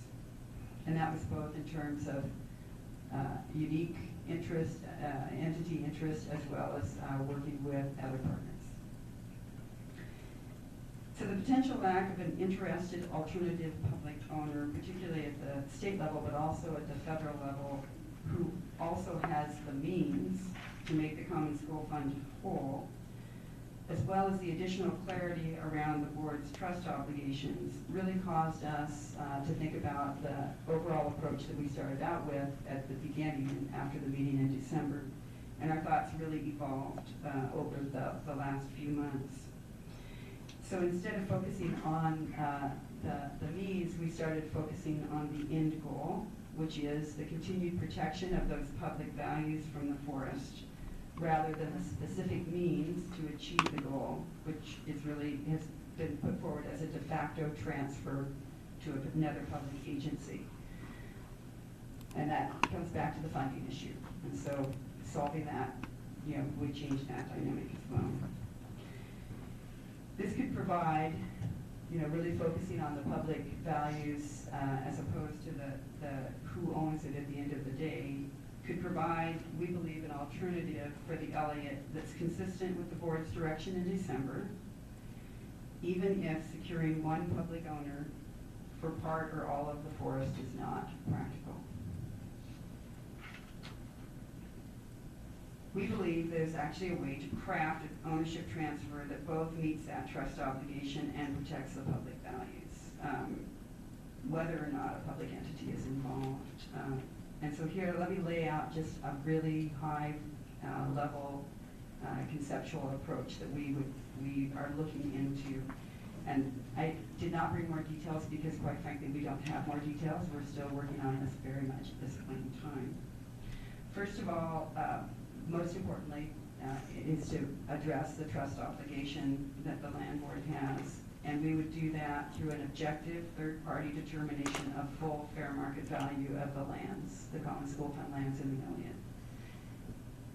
Funding to meet that value obligation could come from either public or private equity, or from a combination of both, quite frankly. I think that it's fair to say that there are a number of people out in the world who have financing, private financing, that they're willing to put towards preservation of lands, and particularly unique lands. The requirement that any interested party that would participate in this process met the full fair market value obligation would be the first step. They would also then need to provide a mechanism to protect specified additional outcomes and public values. And just to give you a sense, because we've heard from a pretty wide range of stakeholders about public values that were of interest to them, I wanted to give you a list of the potential public values and outcomes that we would be looking for. Supporting local economies and mill infrastructure, preserving public recreation access and use, protecting key watersheds for coho spawning, prohibiting mining, protecting older forest stands, and prohibiting log exports from the Elliott. Now, that may not be a comprehensive list, and we bring it forward just as examples of the kinds of values that we heard from stakeholders as we had discussions with them, and then when they testified to you as a board. But we think that it's a good start, and so the real challenge is to find a way to make those part of, if you will, of the bidding process. The public value concerns, as I said earlier, vary across the stakeholders. So some people are really interested in the local economy and the mill infrastructure, and others are really interested in the coho habitat. And so we see the solution to this being a combination of a number of people who are interested in specific parts of the forest. The key, though, would be they would have to come together and take care of the whole forest at the end of the day, because what would be unfortunate would be to go through a lot of problems and headaches and then be left with the one piece of ground that nobody else ever wanted. These coalitions, most importantly, to be effective, have to be self-generated, we believe. They cannot be staff-generated from the Department of State Lands. They need to be people who honestly come together with their own individual interests, their own individual financing, and pull together a consortium, if you will, to come and join with the department to find a solution to the problem. So with that, that's sort of our concept, and it's, as I said, it's sort of high level at this point in time because we're still filling in the details. Our intention is to work from now until August, when we will be coming back to you for further direction with the stakeholder groups that we had already been working with, in terms of flushing this process, and particularly the public values and sort of the levels at which those public values might be protected with the stakeholder groups. And then we would bring any information that we gathered both from technical experts as well as from those stakeholder meetings back and incorporate that into our discussion with you in August. But let me say I want to go back to one piece that has been something that the board asked us to do in December, and we have done. And I want to just be clear that we intend to continue that until we get through the rest of this overall process. And that is, for the time being, setting aside the idea of a public auction for these lands, which is recognized by some as a very clear and straightforward path to getting full market value for the lands. The board asked us in December to set that to the side while we worked through to see if we could find a different type of solution that would help, that would also address the public values. As I just indicated, we think that we have the beginnings of a process that will do that, and so we intend to continue to hold any option around a public auction to the side until we're proven wrong, and hopefully we won't ever be proven wrong. That really is the last resort in our mind. And so we're going to set it aside. We're going to continue to set it aside for the time being. So just to let you know where we're headed, we're going to be taking this information that we've gathered so far. We're going to be doing, really we feel like we have most of the work done, although certainly if we had additional information on options 1 and 2, we'd be happy to have that information. But we feel like we've made good strides and progress and understand much better the costs and benefits of those 2 options. But we really want to spend the next 2 months delving further into the 3rd option, which is the owner transfer option. We will, as I said, be reconnecting with stakeholders and other interested parties before bringing any final recommendations to the board. We do intend to come back in August, and so we'll have a meeting. It's on the second Thursday, it's on the second Thursday rather than the second Tuesday to accommodate all the schedules. I do want to remind everybody, as I started out, this is not an easy issue, and it really does. It's a matter that both for the board and for the department requires us to step up and hone all of our leadership skills as best as we can. We do believe that at the end of the day, and we talked about this last December, because of the complexity, because of the number of stakeholders, at the end of the day, there probably, almost certainly, will be somebody who is not 100% happy. And that's unfortunate, but I think that that's, the best we can do is try and find a really good balance between, get as many people as we can under the, well, actually we had the Belmont Stakes last weekend, into the winner's circle as possible. We really do believe we can reach a balance to meet the trust duty and to conserve the forest values. If everyone who's been so good at working with us up until now remains open-minded and really brings their energy and their passion to the table for the next couple of months. And with that, I'll be happy to answer any questions I can. Questions? I don't have a question necessarily, although as the newest person to get to enter into these discussions, I've been in a pretty strong learning curve here. As I understand the summary of where you are since the December meeting, nothing has changed about the obligation that the board has to the Common School Fund in both present and future, and understanding the good work on options 1 and 2 to try to provide opportunity for discussion in August. I guess the one thing I would offer as my guidance, even though you would do it anyway, as you're looking at this 3rd option, and as you talked about the potential for coalitions, the potential for financing mechanisms that is yet undetermined, that as you do that analysis and bring it back to us, that some kind of realistic and as best as we can, analysis of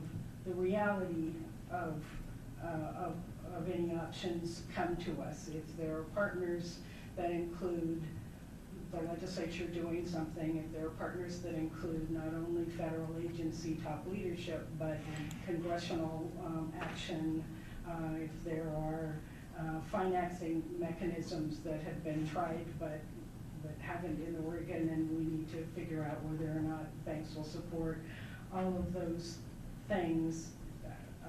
Multiple issues like that coming together can make a risk assessment very difficult.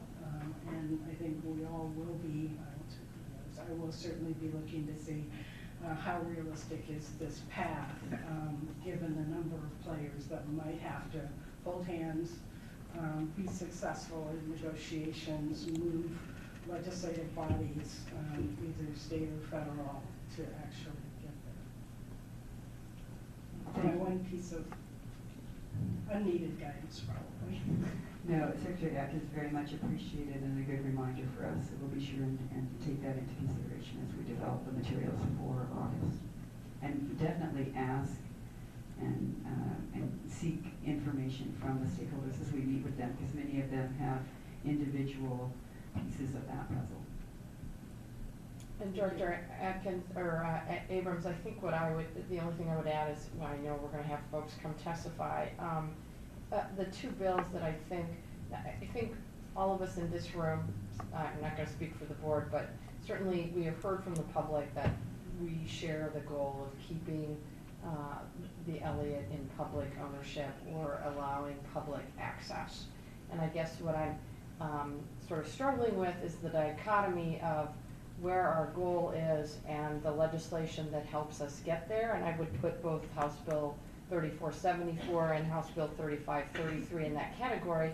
And the fact that if these bills help us achieve our goal, why aren't the bills moving forward? And to me, that's sort of interesting question for folks about where organizations are on the legislation, why they chose to support or not support the legislation when I think the intent of the legislation was to help us achieve the goals that we've been hearing from the public that we want to achieve. So just a comment, love to hear from folks on those.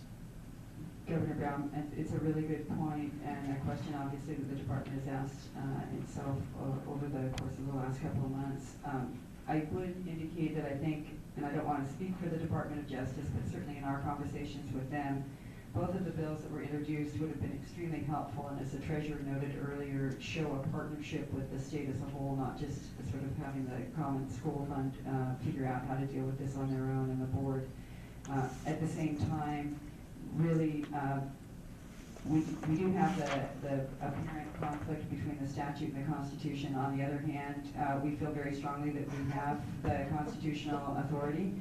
And so we believe that even if we did not have the legislation, even the trust line transfer program, there are ways to do it as long as we get the funding to make the common school fund whole and the partners to work with us on the values.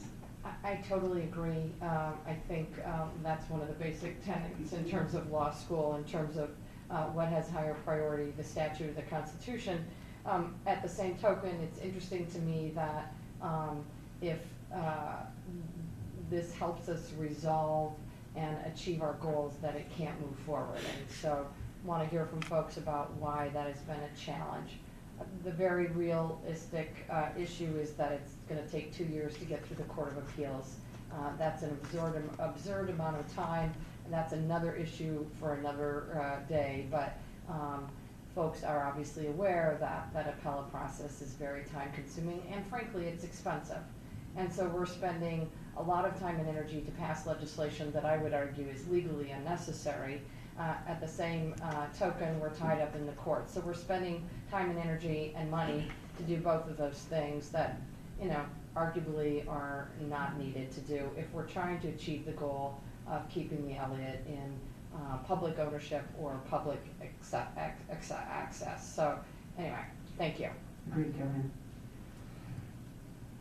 Just one final comment. First of all, thank you very much, and I appreciate your presentation, and you've clearly laid out a process that I support. I look forward to the August meeting, and I particularly will be listening for how we meet our trust obligations. To me, that I still feel as state treasurer, that has to be my primary concern.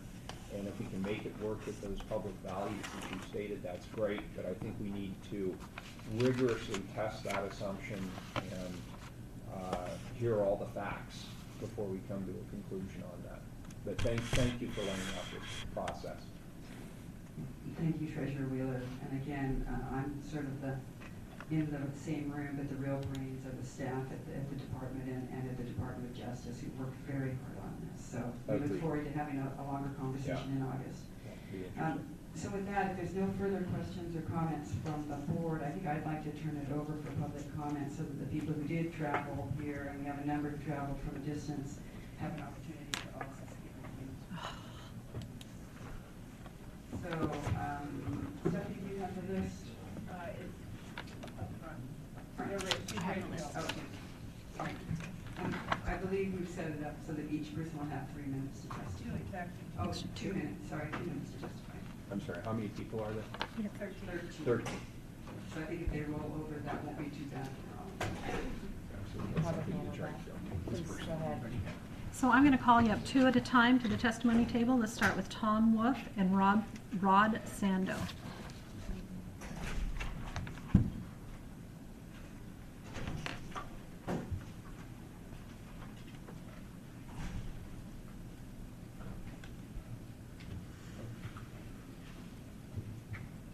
Good morning.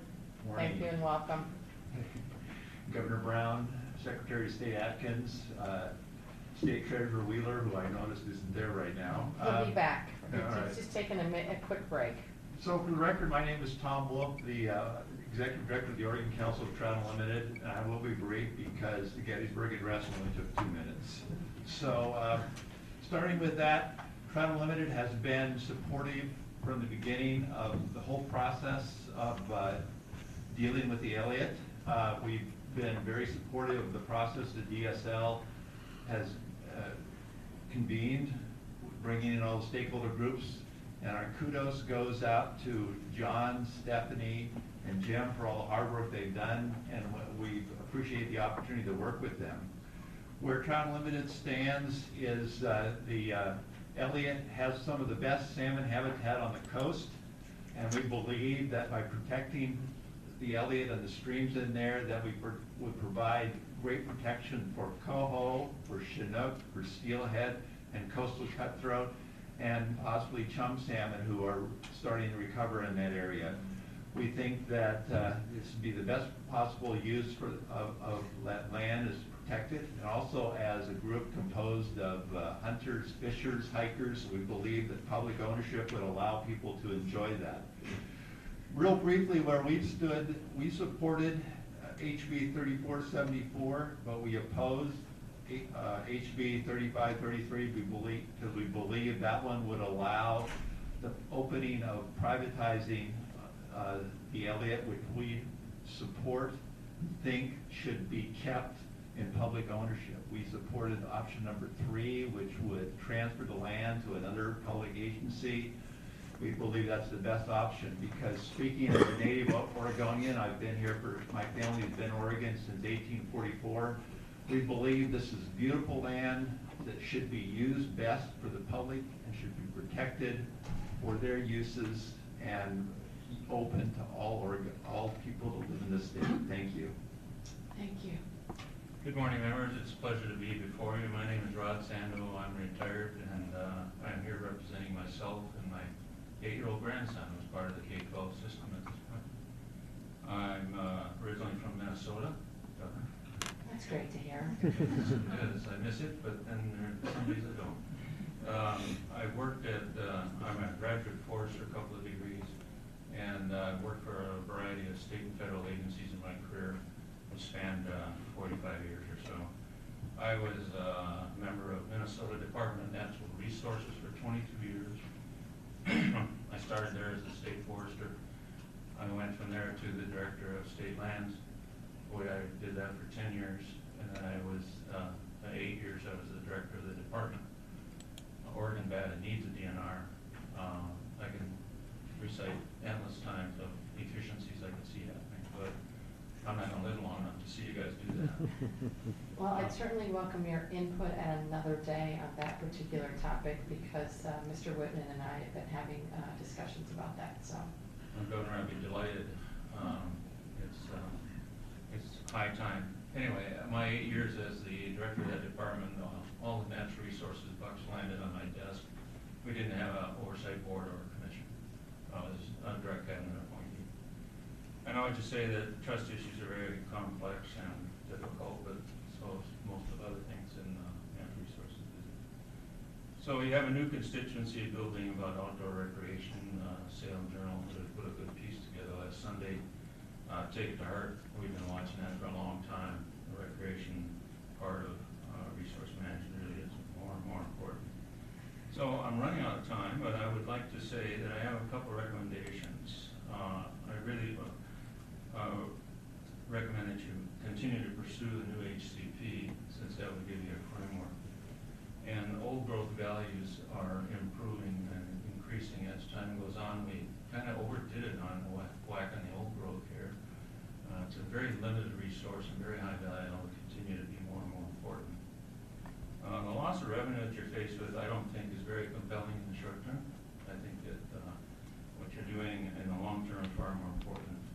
I would strongly recommend you review and reduce your management costs. The costs of managing the Elliott are quite high. I'm not an expert on that at this point, but I certainly know how to manage costs. In the 1990s, we were living Rod? with the governor. We're out of time. Can you give us a final thought? Yeah, I can. Reduce your management costs and either conservation easement or conservation lease for 50 years to start. I don't think any kind of land transfer is necessarily the best way. And incidentally, we did that in Minnesota. We condemned the trust using open court condemnation process. And we're going to be transferred into state parks and that sort of thing. Anyway, I'd be happy to answer questions or help you in any way I can. Good luck. Thank you very much. I really appreciate your input. Questions for this panel? You guys are off the hook. David Gold and Micah Meskel.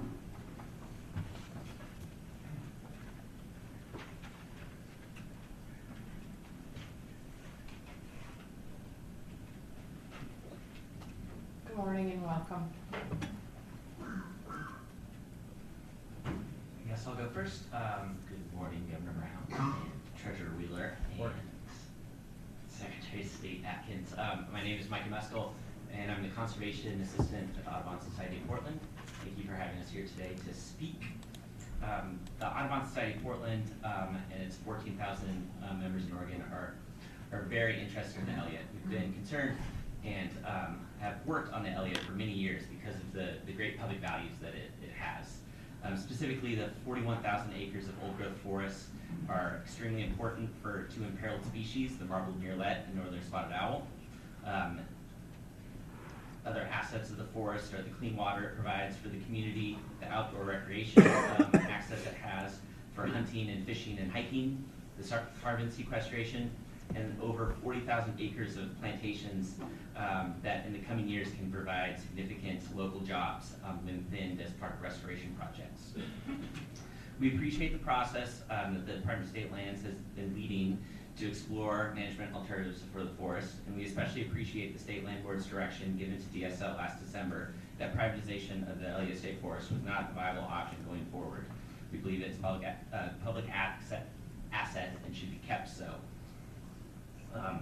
Additionally, we hope that this process continues to move forward with that strategy, and we additionally urge DSL to further develop ways to set values for these public values of the forest, other than just timber. We understand the urgency of the State Land Board and DSL to find a solution as soon as possible, though we stress that you do not rush forward in crafting such a solution. Setting a short-term timeline could lead you to steer the process away from its best, most comprehensive long-term solution. Potential solutions, including a trust land transfer or transfer to a federal or state agency, may require legislation to make it a viable option, and it should not be discounted because it does not fit within a predetermined timeline. Additionally, we implore that DSL consider the use of conservation easements or conservation discounts for the protection of high-quality habitat to help potentially subsidize a conservation solution. We believe that the state has a historic opportunity before it today to resolve one of Oregon's longstanding natural resource conflicts in a way that permanently protects the irreplaceable natural resources of Elliott while providing reasonable compensation to the Common School Fund. Real Micah, solutions. you're running out of time. Can you give us a Okay, last thought? I've got one more sentence. Real solutions that will leave a legacy for public forest protection for future generations while providing reasonable compensation to the Common School Fund are within reach, but they may take significant effort on behalf of DSL stakeholders and legislatures. Audubon stands ready to work with you to achieve both of these objectives. And in regards to HB 3474, we are supportive of the trust lands transfer bill.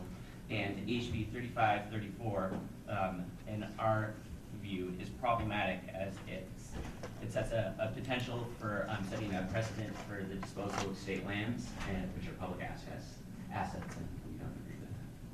Thank you. David? Yeah, hello, my name's David Gould, fourth generation Gould of Elkhorn. My family grew up in the forest, and it was no old growth when I came there, and it's become an old growth forest now. But anyway, what I'm representing, Children Non-Alliance, and we'd like to work with these people here and other people to make this work. We feel that 71,000 acres was given to the children as a trust, and it needs to be legally accepted or whatever. I'd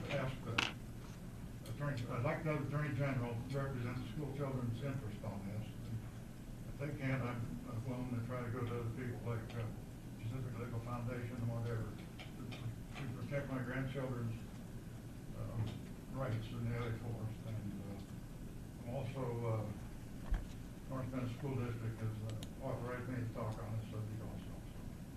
I just feel that the children haven't been, everybody's talking about it, but nobody gives them, their say. That's what it's all about. Thank you.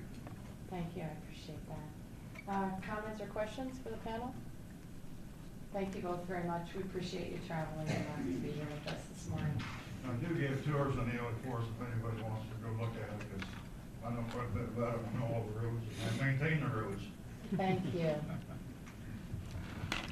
Next up is Jen Haynes and Grace Pettigrove.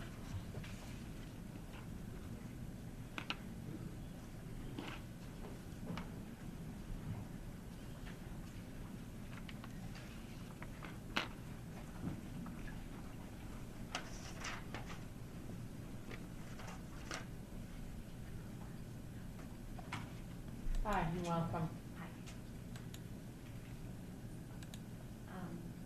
So I'm Jennifer Haynes, and I'm testifying for the League of Women Voters Authority today.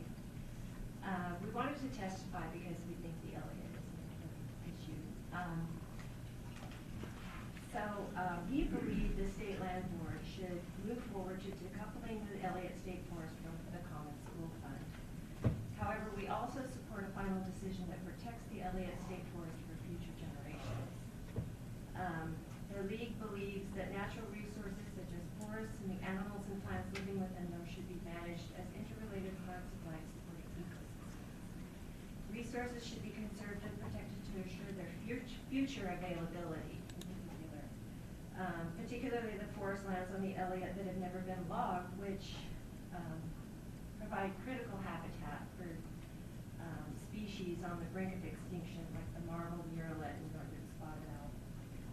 With any final outcome, we believe government protection should be upheld.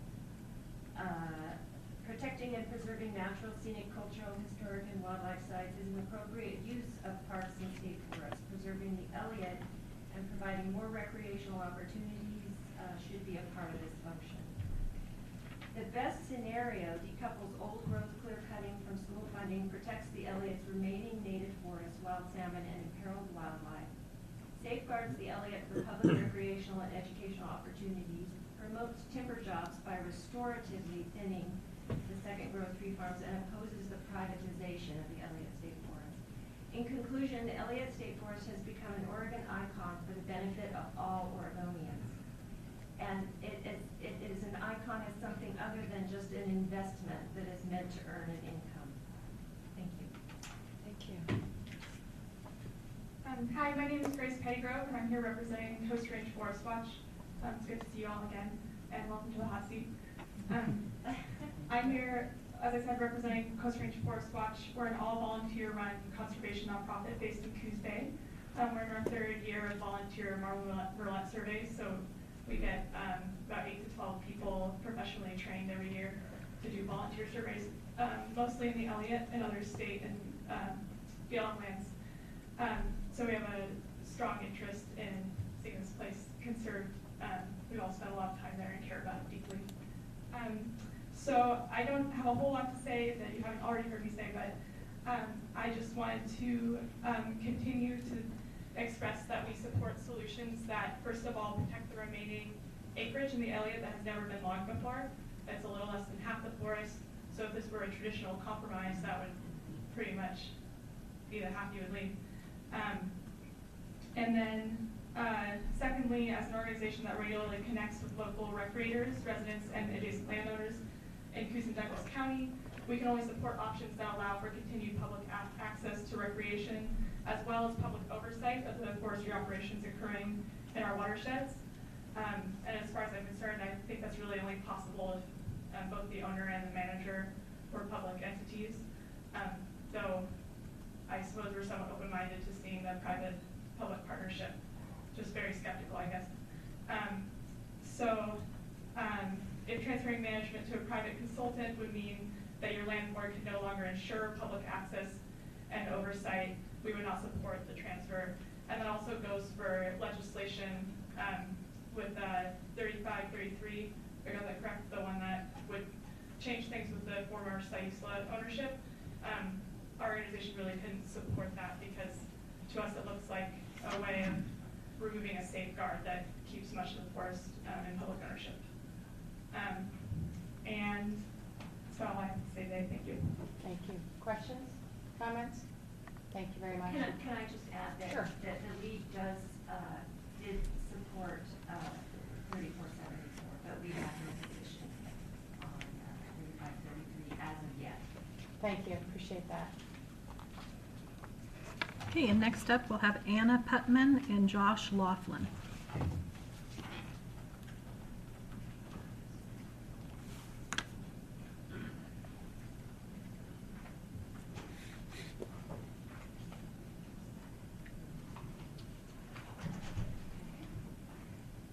Good morning and welcome.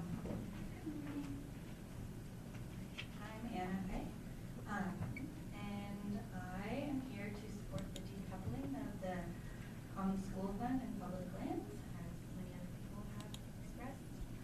I see the maximum benefit to future generations by letting the forest transition to protected wilderness. In terms of water, soil, air, weather regulation and rain, endangered species preservation, biological diversity, health, recreation, teaching and learning opportunities. We're rapidly losing future capital by way of tourism and recreation through short-sighted, outdated, bureaucratic management of our ecology. The last 100 years, we've seen rapid species decline and the effects of climate change are rapidly increasing. It'd be really nice to reduce the island effect that we've created by fracturing our wild lands in Oregon. And the patchwork quilt that we have, it's all lovely. The Coast Range has largely become a biological desert with rapid soil loss, land degradation through industrial monocrop tree plantation. When we primitively see the forest's value measured in the millions of board feet in the slaughtered trees stripped from the managed lands. A forest is much more than trees, and I would expect Oregon to lead with a biological or ecological approach to our land in this century for the benefit of the commons 7 generations and beyond.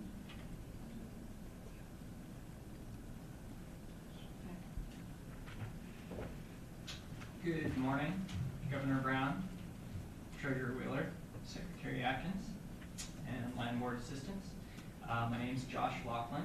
I'm the Interim Executive Director of Cascadia Wildlands. We represent about 14,000 members and supporters across Oregon in the region, and the outcome of the Elliott State Forest Alternatives Project is of much interest to our organization. We appreciate the ongoing process that the Department of State Lands has been leading. And one thing I just wanted to mention is I encourage you to not act overly hasty. I recognize there's a lot of angst to solve the Elliott conundrum, but I don't want to see us potentially squander a possible legacy outcome that future generations of Oregonians will be forever grateful for. We continue to urge the Land Board to pursue the option of decoupling itself and the trust mandate from the Elliott State Forest, as clear-cutting old-growth forest to fund K-12 education is a pretty outdated economic model and in dire need of modernization. We'd like to see the Common School Fund made whole and ownership of the Elliott moved to another public agency like the Siuslaw National Forest, Oregon Parks, or Oregon Department of Forestry, who currently manages the Elliott. Making the school fund whole and keeping the Elliott public ownership would be a legacy undertaking on the lines of the recent transaction of the former Northwest Montana Plum Creek lands on the crown of the continent, or the Northern California Headwaters Agreement brokered over 10 years ago in the Redwoods. There's an incredible opportunity in front of us to safeguard this 93,000 acre gem of the Oregon Coast Range, the clean water, wild salmon, hunting and fishing and other recreation opportunities, restoration timber jobs, old growth forests, carbon storage. These are values that largely define Oregonians and must be embraced. This kind of undertaking would require creative financing that could take time for solutions to emerge. I think we're starting to begin to see some things come to light. The Land Board should not rush to find a solution, rather continue to reach out to stakeholders who can help make this vision a reality. With these kinds of legacy land transactions, there are typically many parties involved, and DSL is the right entity to help facilitate something of this magnitude. We remain incredibly skeptical about an equity investor-based solution for the Elliott that would privatize the forest through the creation of a nonprofit community group. This approach just moves the trust mandate from the Land Board to Wall Street bankers. Josh, you're out of time. Do you want to wrap it up for us? Wrap it up right now. Who will likely attempt to liquidate the forest to satisfy shareholder interest right out of the gate. We don't want to move the problem. We want to solve it.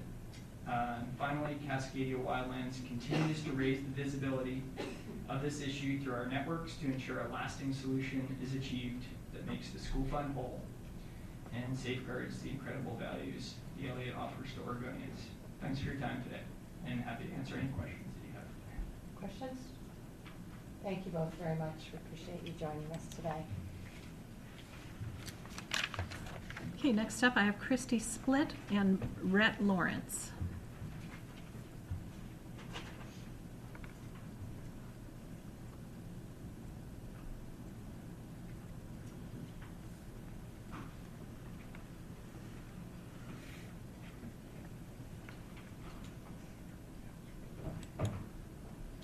Good morning, Secretary Atkins, Governor Brown, Treasurer Wheeler. For the record, my name is Christy Split, and I'm here today representing the Oregon Conservation Network. It's a coalition of over 40 organizations around the state working on a broad spectrum of environmental issues. I also stand here to speak here today on behalf of the hundreds of thousands of members of those organizations. First, just a tiny story.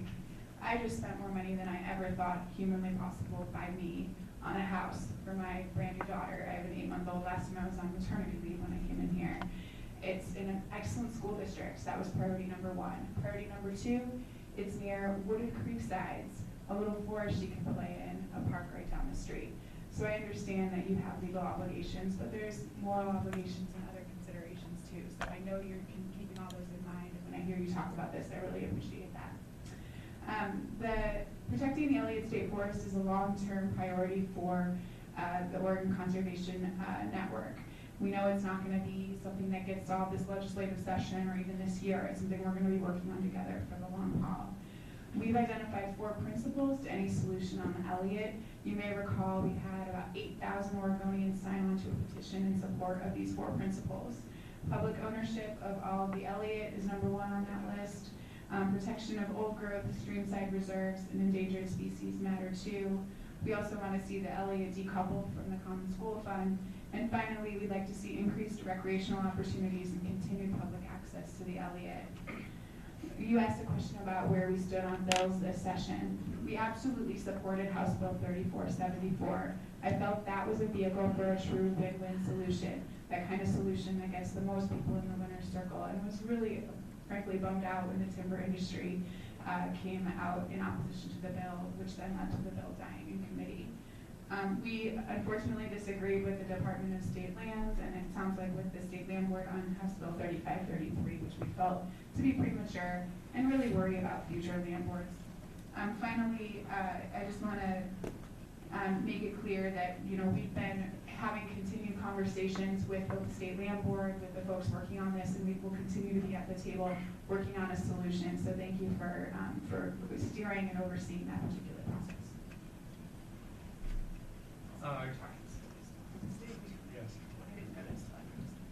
They're new mics and they're pretty hot. Sorry. That's okay, you were fine. Good morning, Secretary Atkins, Governor Brown, Treasurer Wheeler. My name is Brett Lawrence. I'm the Conservation Director for the Oregon Chapter Sierra Club. Just wanted to come today to thank you for your important work on the Elliott State Forest, the continued work that you've done, and to urge you to continue to give priorities for solutions to Elliott that keep in public ownership. As Secretary or as Treasurer Wheeler and others have noted, it's very important to the public and to my members as well. You've already heard plenty about what a special place this is. I don't need to remind you of that. But I did want to bring to your attention a statement from the staff report prepared for today's meeting. And as you've already heard today, the model of relying on forest land management to generate school funding is outdated, and it's time to decouple or separate decision-making about how best to manage public lands from decisions about how best to generate revenue for schools. So, we couldn't agree more. We recognize that there are plenty of public values that need to be protected in the Elliott, and the Common School Fund needs to be kept whole. But again, just returning to this issue of the need to decouple that, decouple the school funding from logging is of paramount importance. And as you know, the status quo is no longer a solution, and we hope you will stand by the statements that you previously made that public auction is unacceptable. So again, whatever we can do to find those solutions to sever that tie between the logging and the school funding is critical. We stand ready to assist in that process in whatever way we can. So please let us know how we can be of assistance. So, thank you for your help. Questions? Thank you very much. We appreciate you joining us this morning.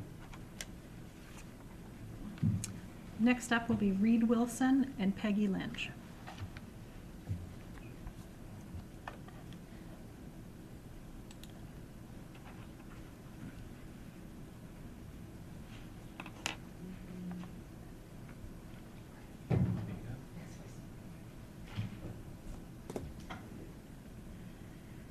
Good morning, Governor Brown, Treasurer Wheeler, and Secretary Atkins.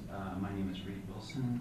I'm here representing the Benton Forest Coalition. I am also a businessman in Corvallis. I own a jewelry store, and I also volunteer as a surveyor for red tree falls.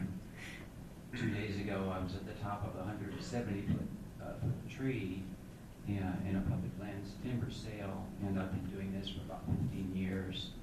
It's one of the greatest thrills that a person can experience. Okay, I appreciate the board's willingness to once again hear public testimony on state lands, and I commend your patience in seeking the appropriate resolution. I would also like to thank Governor Brown and Secretary Wheeler for your statements previously about a considerable amount of public input and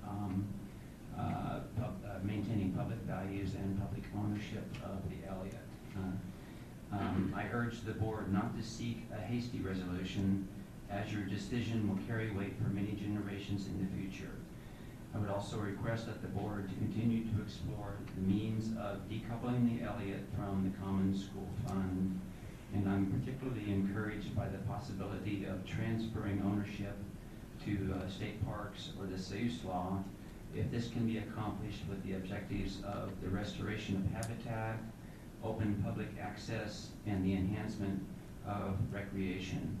As an aside, I'd like to note that according to the BLM's new draft management plan, there are over 50,000 hikers in the Corvallis area alone, and so we need more hiking trails on state lands and in the Coast Range especially.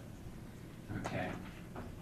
In the 5-page memo, I noted there are 60 words and phrases directly related to commercial logging. That's an average of about 20 a page. This is indicative of the entrenched mindset in this state that the best way to generate more revenue is to cut down more trees if we can just get around that pesky Endangered Species Act. I would ask the board not to rely on outdated methods of generating income from our public lands, but look to the future of Oregon's economy, which is directly dependent on the beauty of Oregon's scenery. Tourism and recreation have already trumped resource extraction. Hopefully one day the state of Oregon will acknowledge that there is no way to completely mitigate the damage to our environment by commercial extraction, and those who manage our public lands will recognize the incredible potential of Oregon's landscape. Thank you. Good almost afternoon. Peggy Lynch, League of Women Voters of Oregon, and you've already heard from us on the specifics of the Elliott. I just came up simply because I heard the discussion about natural resource agencies in general, and I did not see on the list that Director Abrams shared about Senate Bill 952, which is the task force on natural resource agencies talking about working together to find solutions. And so I wanted to say that the League continues to support that bill, languishing in Ways and Means, and hope that that is helpful, frankly, in part, as you have this conversation about one asset, but the idea of connecting amongst agencies to find solutions. Thank you. Thank you. Questions, comments? Thanks. Glad the League is out in full force this morning. So. Okay, and lastly, can Bob Van Dyke come up?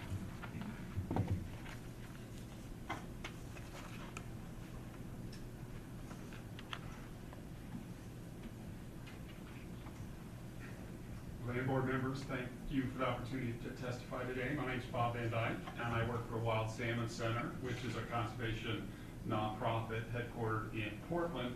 My comments and alternative written comments reflect some of the things you've heard already today. First, I'd like to, again, as I have before, praise the continuing excellent quality materials that DSL is producing, and the process they're running is really well done. We're interested in the coho habitat and broader salmon habitat in the Elliott. We've consistently supported an HCP. The materials today, for understandable reasons, show some continued skepticism, I guess I'd say, about the ability to get an HCP. But we encourage you to keep pursuing it. Nonetheless, it's proved a workable approach in Washington State, for the Washington State trust lands. Regarding the couple bills that were mentioned today in the legislature, we too are concerned about 3533. It feels like it might, well, to be frank, that it could lead to a transfer to private landowners who were only required to follow the Forest Practices Act.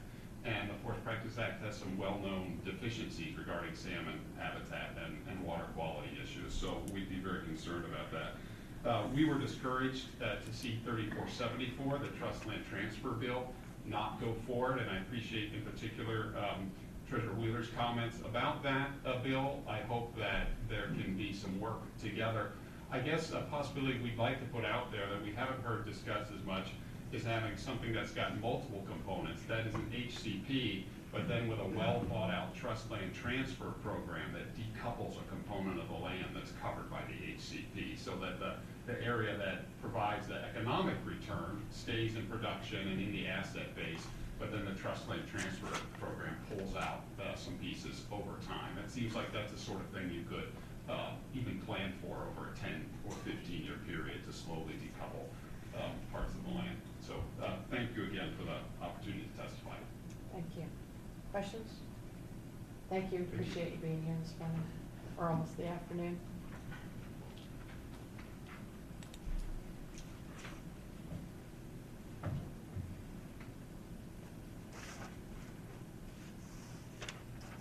Governor, I'd just like to close this item by saying that from the conversation you just had and many other aspects of this problem that you've heard in past testimony, it's just really clear how many good brains there are out there who are trying to solve this issue, and we are really trying to make sure that we engage as many of them as possible to bring forward an idea.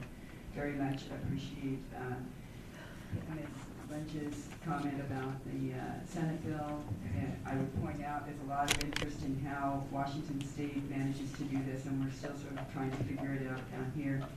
Two pieces that are really important. First of all, is that they do have a Department of Natural Resources, so they don't have to worry if the Parks Commission wants to own the Elliott or not. They can just say, you're going to own the Elliott, and so that makes it a little bit smoother and easier. And the second piece is that they really have used, they've had an opportunity because they had more trust lands that they had to work with to be able to finance a lot of the work through the larger base that they had. And Oregon, unfortunately, for a variety of reasons, has a much smaller land base that they're working with, so it constrains us a little bit more. That being said, I still think there's a lot of lessons to be learned from Washington State, and we have, in fact, engaged with them. So with those few comments, I would just say we appreciate your patience. We know that we've extended several of your more recent land board meetings to be able to have adequate time for this issue. We anticipate that in August we'll have an equal, if not larger, interested public that will want to come and express their ideas and concerns.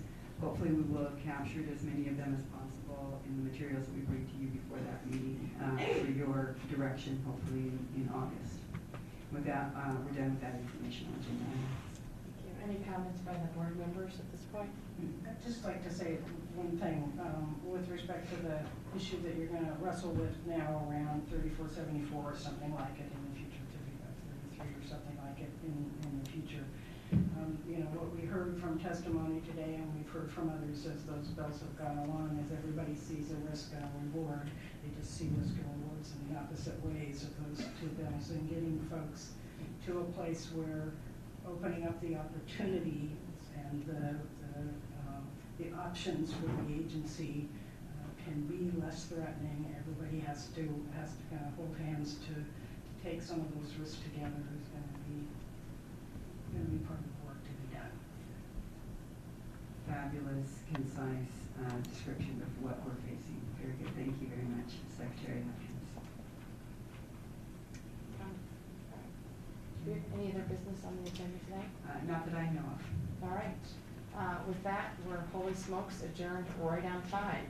So thank you all for joining us. We appreciate particularly those who've traveled many, many miles to be here today. Thank you.